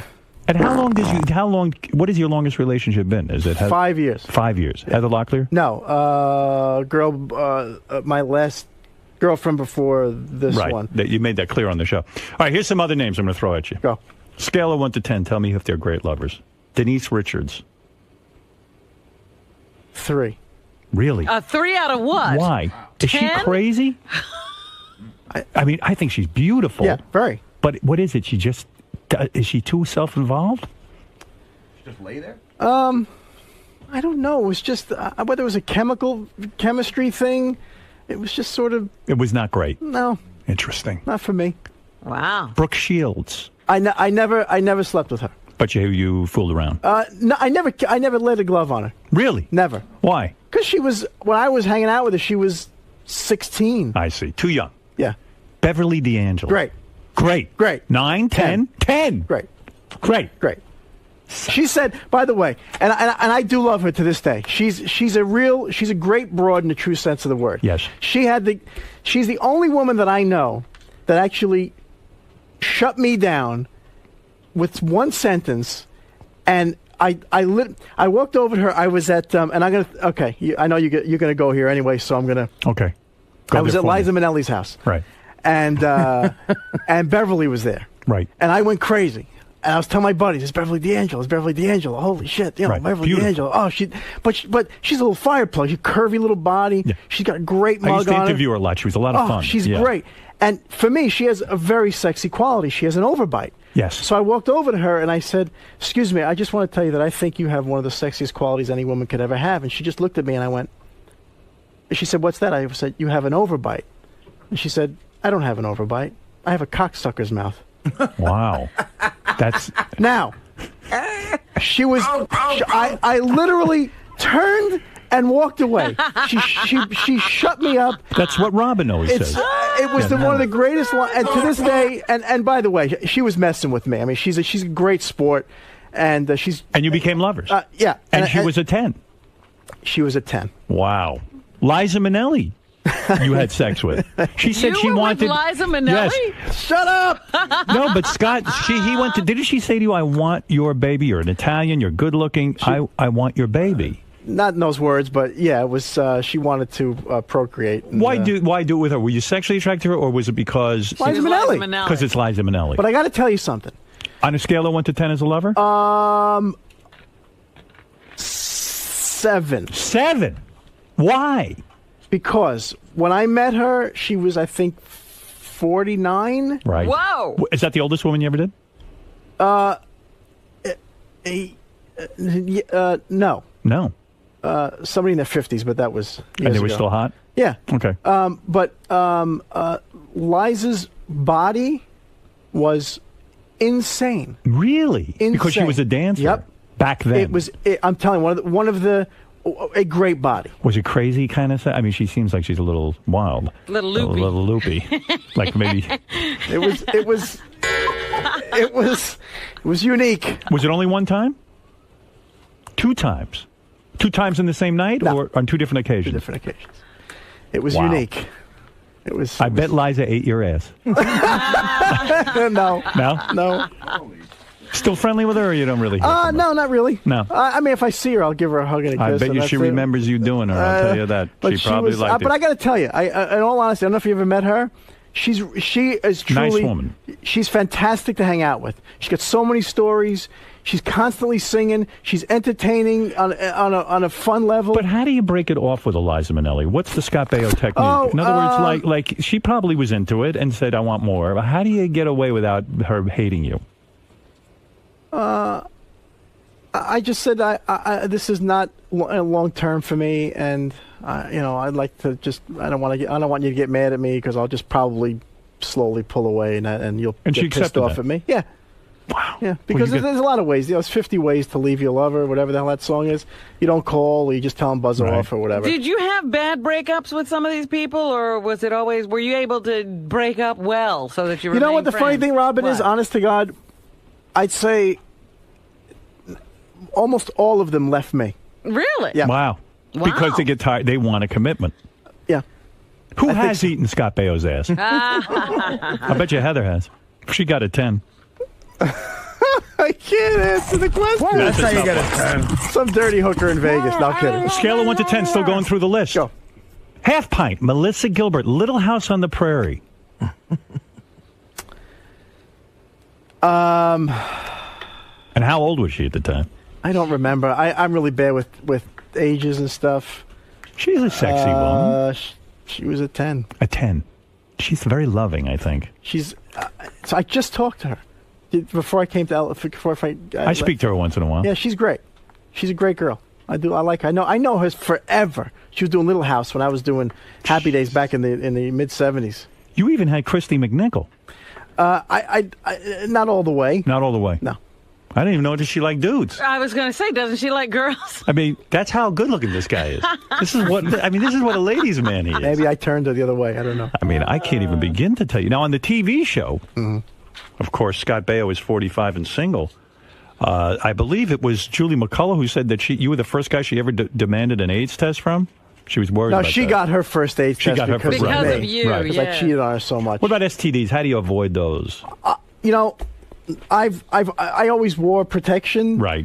And I don't know. I got lucky. With all this, you've never had a kid, right? No. Wow, that's unusual too. That would have slowed him down. Most of you guys get caught. No, I have many tricks for I had many tricks to avoid that. Really? Why did you turn down the film Top Gun that made Tom Cruise such a big star? This is hilarious. Yeah. I was doing it. I can't remember what the hell I was doing an interview for, and a guy says, "What do you regret in your career?" I went, I turned down Top Gun. You're too busy with the pussy. I was joking. Right. Oh, you were joking. Total joke. Oh. I said, and then somebody asked me. different movie. Somebody asked me, maybe a better movie. Probably. I'm not a big Top Gun fan. That's right. I'd have had Kelly McGillis in 2 seconds. Yeah. There wouldn't have been any problem there. Any woman ever tell you she was pregnant? One. And she aborted? No. This is, got to be early 90s. I had broken up with her 6 months prior, and she told me she was pregnant. I said, "How pregnant are you?" She said, 4 months. And I did the math. But I panicked for a minute, and I went, "Wait a minute. What did I throw my sperm at you? Right. Did you come pick it up?" I said, "You're lying this and that and blah blah blah. Don't ever call me again." Bang, Right. and that was it. Nicolette Sheridan has James Wood says the best ass he's ever seen on Amazing a woman. ass. Amazing. He showered with her one night. Wasn't that what he told us? Yeah, something like that. Sylvester Stallone says she's the best ass in Hollywood. Oh, he said it too. Yeah. Everyone great says ass. it. Great ass. How long did it take you to get into her pants? I waited like a month and a half. And then when you wait the month and a half. Amazing. Amazing sex. Yeah. I can't imagine. Do you ever get any of these famous broads together with another famous broad and they have a threesome with you? No, but that's actually a really good idea. Yeah, how I think could you about not? it at the Why, time. I mean, what's with because you? that's not my thing. Wow. I don't. Two girls getting it on does absolutely nothing for me. Recently, you said on as early as yesterday that you saw Kelly Ripa topless on a beach. Well, yeah. Everything happens to you. I was in so lucky? Hawaii, and her daughter wanted to breastfeed and pulled her top aside, and I just happened to be standing there. I went, "Oh, okay." She's an attractive woman. She's adorable. Adorable. Yeah, I like Kelly. How's the nips? It was all good. Great Everything nips. was terrific. Yeah, Nice. she was terrific. Attractive, Christ. great little body. You know, it's an amazing life. And, when I look at this TV show and I see that you're 45 and you've never been married, I understand. Not many guys, you're only as good as your options. I mean, you've got options up the wazoo. Right. I mean, it's pretty incredible.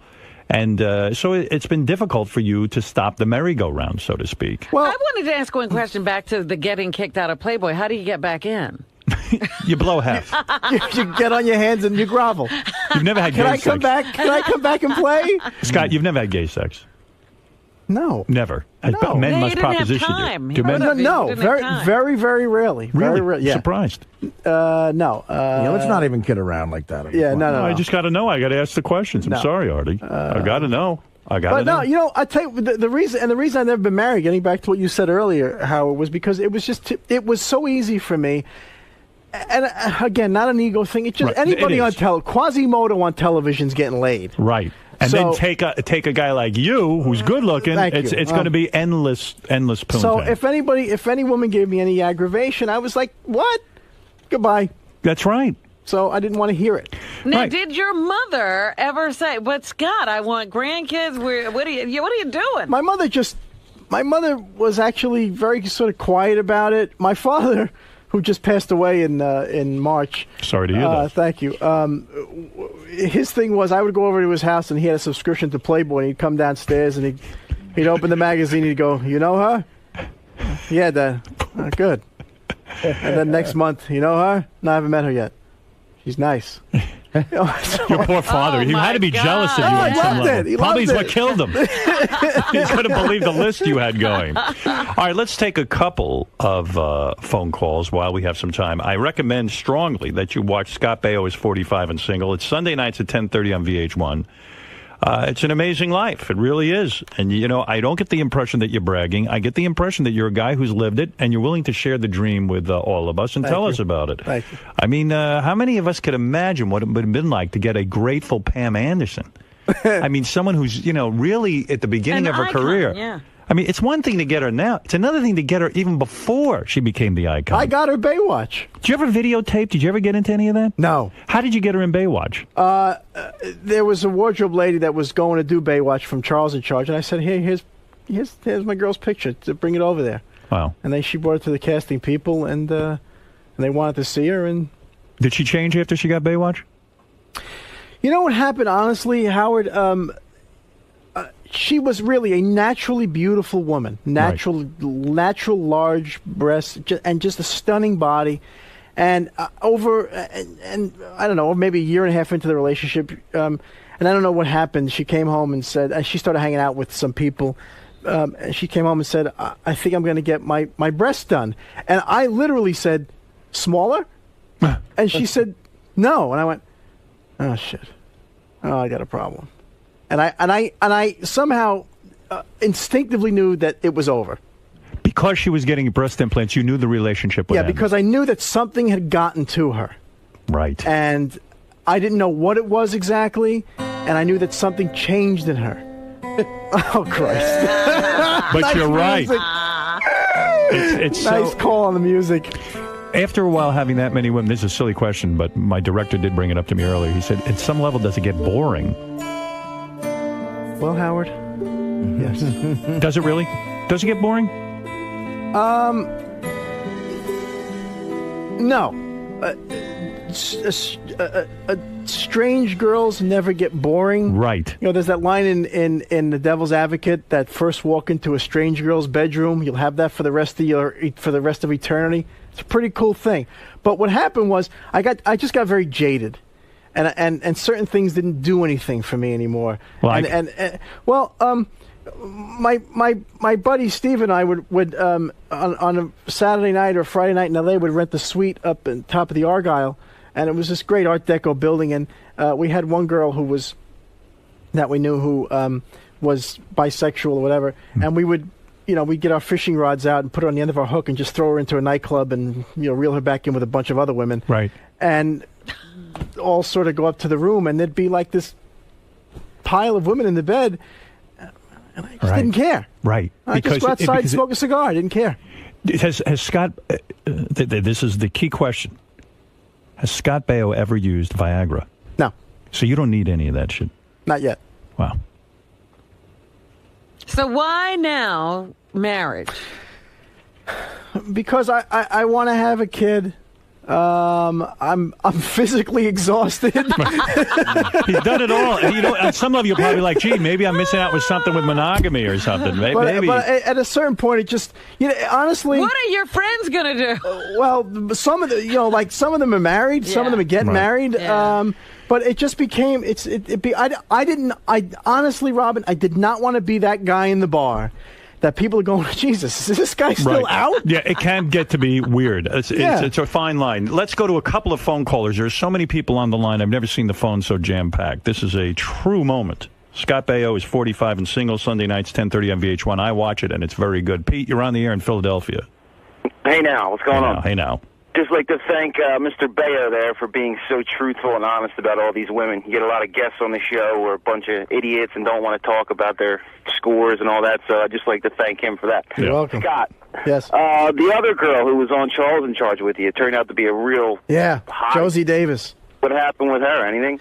No. Nothing. Nothing. Well, maybe you'd learn not to screw around where you were. No, but back up when we were doing the show. You were with Nicole. That's right. When I didn't hear him, but when you were with Nicole at that point. Nicole Eggert. No. See how guys know your timeline. Yeah, no. It's legendary. No, Josie back then was this, and I've said this to her face, was this ugly duckling, and she became this amazingly beautiful girl. Nicole Eggert's another girl I used to fantasize about. She's a sexy little thing. Yeah, I knew her back, like probably when you were banging her, because we worked, I think, at NBC when we met her, or maybe early K-Rock. Right. And wow. She's cute. What'd she do to her career? It's like she self-destructed. Why do these broads go wrong? I think she's set, and I think she doesn't really care anymore, kidding. to be perfectly honest with you. She got into real estate pretty heavy. Oh, no kidding. Yeah. Richie Wilson. What's up? From Howard TV. Yeah, what's up? I have the Jenny McCarthy clip talking about Scott. All right, really? How long is it? About 30 seconds. All right, let us hear it. Here we go.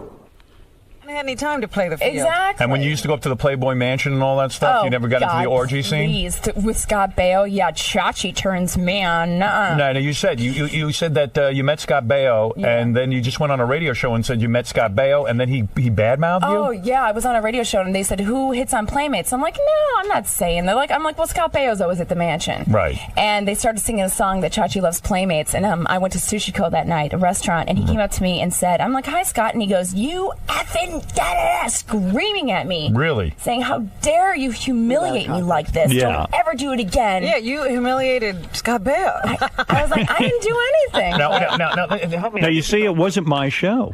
No, that wasn't you? No, that was our show. Our show, but she said it on another show. Another show, and she's telling us about Oh, it. I see. Yeah. So whenever she made the statement, she did it on another show. Okay. Yeah. You know, it's two different stories of the two different versions of the same story, and I got no axe to grind. So okay, Mike, you're on the air. Yeah, Mike, in Cherry Hill, New Jersey. Hey, guys. Hey, quickly. Listen, on the first episode of his new show, when he has lunch or whatever with Erin, she reiterated that he had a small cock again. Yes, at the conversation at the table on your new TV show, Erin Moran does say to your face that you had a small penis, and you really do look shocked. Your penis is not small, you're saying. No, it was. Right. I was young. I was How a many late inches bloomer. are you? Do you know? Have you measured? You've measured. I've never officially gotten a ruler out and measured it. Is he known for having a big one? I don't know. How old were you when you went with her? 16. You got a normal size, but you got at least 6 inches. Yeah. Okay. Still had a small cock when you were 16? I was a late bloomer. I still have a small Look, cock. broads I'm 53. are coming like crazy. Right. Hey, compared to the Grand Canyon, the 747 is That's right. is small. Maybe you ever think Erin Moran has a big vagina? Justin, you're on the air in Boston. Go ahead. Scott Baio, we speak your name. Of course, we speak your name. Really, honest No, to this God. guy's a legend, Scott. This is a great interview. But I was wondering, you're not the only single guy in the room. There's someone in the booth behind you who's also single. Oh, Artie? Any chance you throw Robin a bone? Would you ever bone Robin? Throw her a bone. Stop it. What do you I'd say? be one of those charity cases. It's not necessary. So what do you care, Robin? I'll be a charity What do you mean case. a charity case. What's the matter? You're a beautiful woman. I'm no Heather or Although Pam. Robin had a breast reduction, which bothers me a little bit. Yeah, that's upsetting, isn't it? Very much so. See, I'd be a charity case for the female version of Scott. It's funny with Pam Anderson how you knew once she got the breast implants, and then I guess soon after that she married who'd she marry? Tommy Lee or was her first, I guess. Did that upset you? Sure. Yeah. Yeah, of course. Nobody it's wants to upsetting. hear that. No. Yeah. Okay. Another quick couple of questions, if you don't mind, Scott. Bill, you're on the air in. Hey, New Howard, Jersey. how you doing, man? Hey. Scott, quick question. Yes. At 45, any Botox or plastic surgery? No. Hey, you look good. Thank you look you. young still. You know. Thank you. No, Yeah. I got good. My parents look young. You would never get a facelift or something like that. I don't think so. No. One more quick question. Good. Did you bang Heather Thomas when you worked with her on Zapped? No, I did not. Why? Heather Thomas is gorgeous. You know what? It's so interesting that what was I? 20, and she was like this woman. I was like a kid compared to her.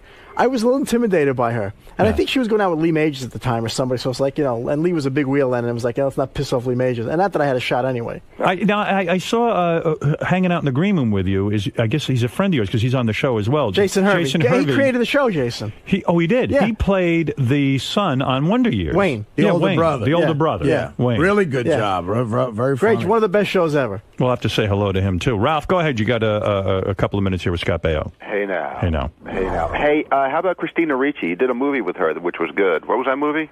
You like that movie? I did. I like Zach. Oh, the one? Yeah, I love that movie. That horror movie kind of thing. Yeah, whatever it was. It was strange. It was interesting. You bang her? There he is. There. No, you know what? It's so interesting with Christina. I everybody told you that she was like this little goth girl. Right. And I walked on the set, and she was absolutely lovely. She couldn't have been sweeter. A great girl, very smart. So I was very glad to hang out with her for a couple of weeks or whatever it was. Jason Hervey. Hello. I don't think America. Hello. Did we lose Ralph? Hey, so, Jason, how you doing? Good. Always enjoyed the Wonder Years, Thank you and very I understand you are the brains behind the new Scott Baio show. Well, I don't know. Define brains. You're the guy who came up with the idea. Yes. That's right. What is it, Gary? We always have, whenever we see a celebrity, we always, get the research machine in motion. So the first thing I have is, Jason, are you still married? Yes. Jason's married to a porn star, so there's some pictures of his wife there for you. Let me take a look. You're married to a porn star. Now, why do you get upset when that's said? When that's said? Oh, no, I'm not. Whoa, hot too. Is that a problem? Now you know why I'm still married. Wow, but is it hard? Have you ever watched her movies? No. She's not working anymore. I mean, no, Robin. She's busy with our kids. Look at her. Look at does she still have the big balloons? I mean, wow. Where would they? You came in here, man. Holy shit! No kidding. How long you been married? Actually 9 years. Now, how are you going to explain to the kids that mom was a porn star? That's a tough discussion to have, isn't it? I'm not. I don't think we're gonna have that one anytime soon. Right. There are a couple of very graphic ones here I'm showing, but Oh, boy, dear. no kidding. Oh dear. Man, you're a wild man. By the way, a friend of mine, Johnny Ferrato, says to say hello. Yes, to you. Johnny's the man. Well, And then, Howard, the second thing I gave is that article that you have right in front of you. Yeah, so whatever happened with this? This is what is this? I don't even understand It's this. basically What is it? when Fred Savage was 16 and Jason were 20, they were sued by a stylist on the show saying that they were sexually harassing her. It looked like Fred was doing more of the talking, but apparently Jason was groping and simulating sex. That's that's the accusation. I was simulating sex. They said you were simulating sex on her. Can you give me a demonstration of how do you simulate? I could do that for sex? you. I could. I just was walking around dry humping the air or something. That's what the article says. You are a man of controversy. It could have been Dan Lauria. My business partner, Eric Bischoff, controversy creates cash. Were your parents upset when you married a porn star? Were they like, hey, what are you doing? No. They met not her? at They all. understood that was a business decision for her? Great girl, wonderful, mother of my kids. Right. Family loves her. It is what it is. Scott, you're friendly with her? She's lovely. She's a sweet girl. She And you really never is. put the moves on her? Sometimes you can't control yourself. I did accidentally. Well, no, my penis has no control. Has total control of me. And you've had sex with married women, I assume, right? Probably. Yes. But listen, you're going to stay away from Jason's wife.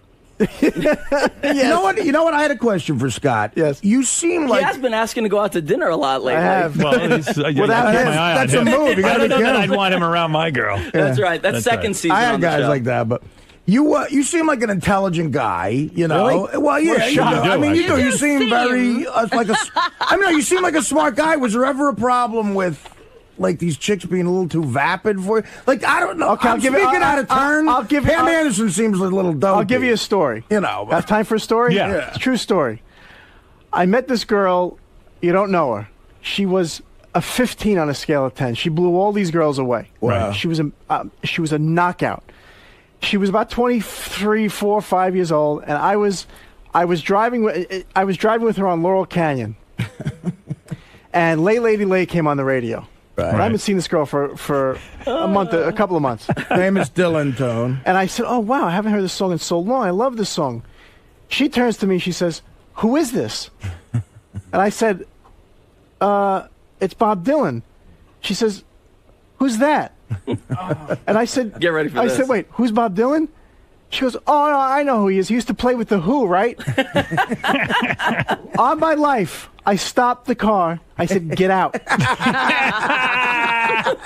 Good for you. And she got out. Right. And I never saw her again. I didn't give a shit how she got home. She was too stupid. And she's probably still trying to get home. That's how stupid she was. But is Pam Anderson a smart girl? Because I don't know. I don't okay, know her how that about well, this? but- Pamela is a savvy girl. Right. She's not necessarily world smart, but she's very, very street smart girl. And fun. Oh, all right. She's fun. Yeah. Yeah, she's fun. You married your wife in '98, the porn star. but she didn't quit porn till 2000.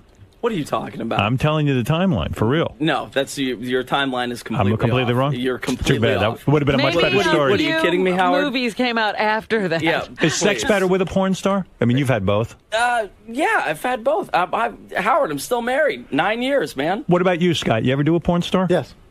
You have? Yeah. You weren't afraid? Of disease? Yeah, you know, I'd be a little afraid. Yeah, I was very afraid. But you did I it. had to go down the road. Was it great? It was great. Have you ever paid But I kept feeling, I felt like I was in a movie the whole time. I felt like she was acting. It was weird. Right. Yeah, that's the hard thing, though, right? Because you have to think, well, is But he's she... in love and all that. But, you know, this was just a thing. Hey, Howard. Did you... What? I'm sorry. I'm sitting here reading. Richard just gave me Angel Heart's bio. Uh-oh. It's you know what? It's a tough read. Oh, boy. I don't want to hear it. The guy's married now. He's the mother of his kids. No, you know, I'm going to skip it. Good. Shut the fuck Don't up. believe everything you read, too. Well, listen. She was a porno star. You fell in love, and she's hot. She's great. She's great. We're still married a decade later, man. That's amazing. Listen. It really is. To be married 10 years? To anyone. No, that's what's amazing. Yeah. That is. Forget who it is. And she's a good woman. Great woman. She's Great good. woman. She's good to their kids. Did you ever have to pay for sex? No, but I have. You have? Yeah. I'm sure. But why? Why would Because I you had do to. that? I was at a chicken ranch. No, Andy, You went Andy, down to the chicken ranch. No, and Andy you got a paid. deal Reno. on it. Yeah. Andy got a And I got a deal deal on on it. You got a deal on it. You paid He less. negotiated. Wait a second. Why would you go to the chicken ranch? Because I figured you got to do everything in life before you settle down and get married. And it was just something that I was always, you heard about it, and it was intriguing. How to me, was and the sex? Sucked. It was horrible. Yeah. Why? Because it was passionless. No, it was an absolute robot. And she didn't even get excited that you were a famous guy. And I didn't really No, that's ask how he her. got the deal. how much did he pay? I paid $130. It was $300. Wow. I said, I got a $130 in my I got $130 in my pocket. That's all you're getting. Okay. Good for you. No wonder she didn't put out. You weren't paying top. Oh, I didn't care. That's right. You got it on sale. What do you Another expect? $170. You get the moans and the groans. Let's talk to Ralph again. Ralph, go ahead quickly. Hey, now, a couple more things. So, Scott, you were around when there were a lot of hot chicks in Hollywood. I mean, would you say there's not that many hot chicks out there anymore? I mean, you were like, classic ones like Pam and Heather Locklear. I mean, but now, right? There's not. Yeah, I mean, now the big ones are Nicole Richie and Lindsay Lohan. Those Well, not girls as aren't. hot. They're not in the as hot. caliber of what we're talking about. No, with but what you but had. Hillary Duff, I think, is a little doll. Yeah. Britney Spears, when she her was prime. not, Never got shaving to her do her? head. You No. didn't get to do her? No. I would like to have, but Yeah. no. I do her now. I don't care. I think women back then were, I don't know, maybe prettier. What do I know? Yeah, no, you were around just at the right time. But why would you get married, man? I mean, like Stamos used to say, when he married Rebecca, he was like, hey, I did all that. I dated these girls and that girl, and his marriage didn't last. You want to go back to that fun. Stamos gets more. Stamos is in the league with this man sitting right here. Stamos is right. Stamos is up these two guys. Does he have the roster? so Does he also have the famous No, roster? Stamos. You know what he does? There's volume I've heard there. some of the names. He just doesn't talk. It's but impressive. Yeah, he's got the pretty much a lot Scott of the Baio is number one. Okay. Stamos is somewhere in the top 5 of guys, Gotcha. but he's not. He is not Scott Baio. Okay. There's just no question. Yeah, I didn't think the celeb There's only roster one. was as deep. Thank you. There's Okay. one Scott Baio. There you go. And I hail you. I And mean, look, really. Stamos is so tired he doesn't Speak even your make sense name. on talk shows. Yeah, and Scott Baio never went on a talk show and didn't make sense. Yeah, that was weird. That's right. All right, John had an off night. You ever do an amputee? Who's the ugliest chick? He's thinking. No. No. I've done some infirmed. Who's the celebrity What? you did? What have you done? What have you done? Infirm Dwarf? people. Any What have- dwarves? What have you done? Somebody who love might that he have had been to considered a think about dwarf. That's a good question. Who do you think is the worst looking woman that you ever did? Oh, that you would know? Yeah. No, I don't know. I mean, I couldn't even. No, none Was of there a it. famous woman you've done that you weren't attracted to at all? You only did because she was famous. Would that be like Liza Minnelli or? Yeah.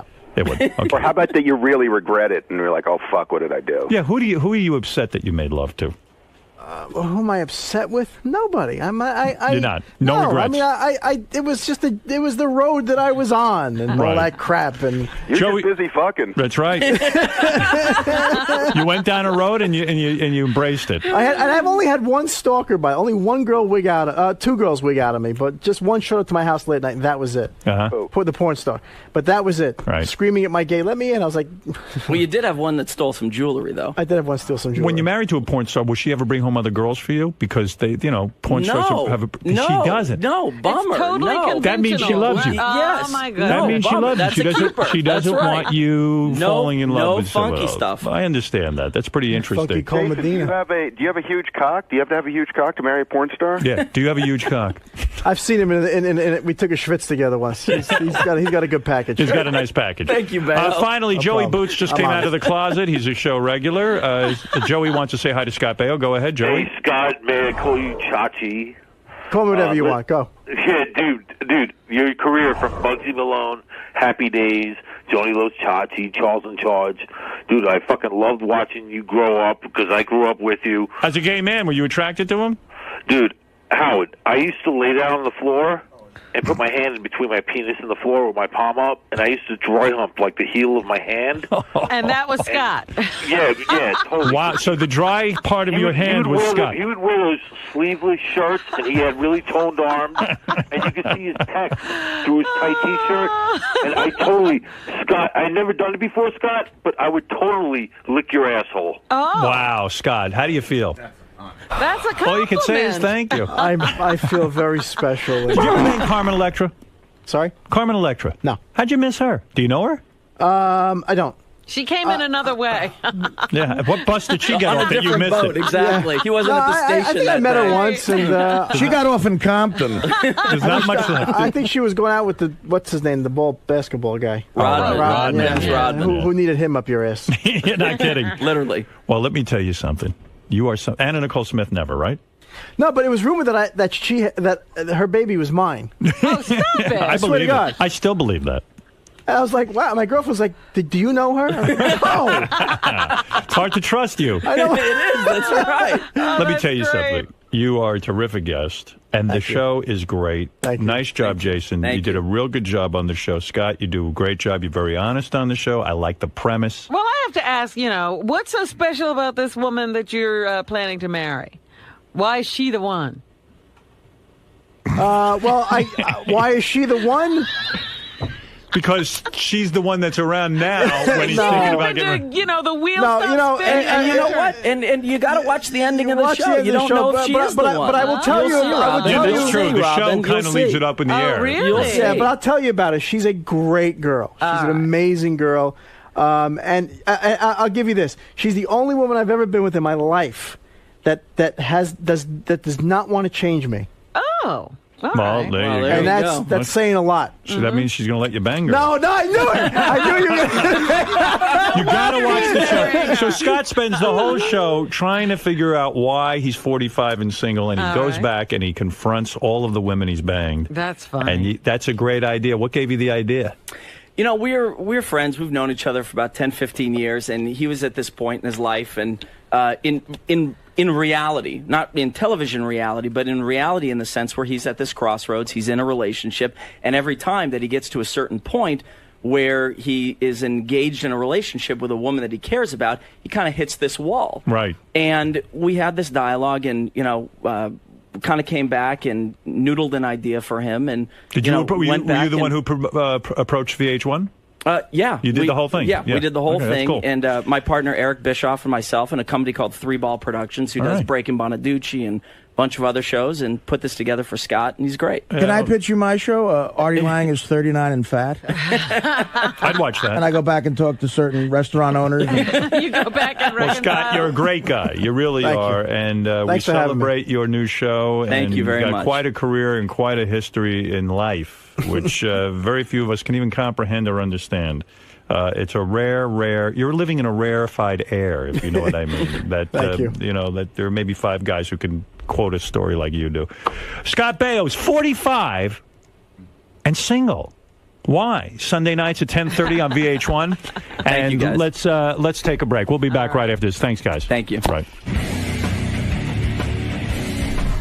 Wow, Well, guys. that was fun. It was fun. That was good. Scott, do you have a good time in there? Oh, always. He was, yeah, always. I'm only my second time, always. No, he was great. He's a great guy. I have to say, that was the most impressive list I've ever heard in my entire Well, life. thank you.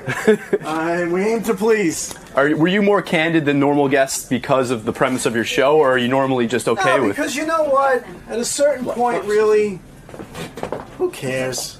It's my life, and it's out there anyway, and it's fun talking about it, and that's all. A lot of guests come in here really guarded and afraid to talk because they're afraid of backlash from the people they're talking about, and also, that doesn't plus concern you. I think they're more afraid of Howard. And I didn't really say anything bad about anybody. I'm just telling, versions of stories that I lived. Right, exactly. So. Do you think Howard's maybe making the wrong call, being a married? He's a married man for a while. He's been in a lengthy relationship. Should he try to test the market? Oh, I don't know. I have no advice for anybody on any of that stuff. You want to get married, be happy and get married. Either way, you wowed him today, and he loved your interview. Good. So. Well, thanks. All right, man. Praise, indeed. Thank you. Good luck with the show. Thanks, man.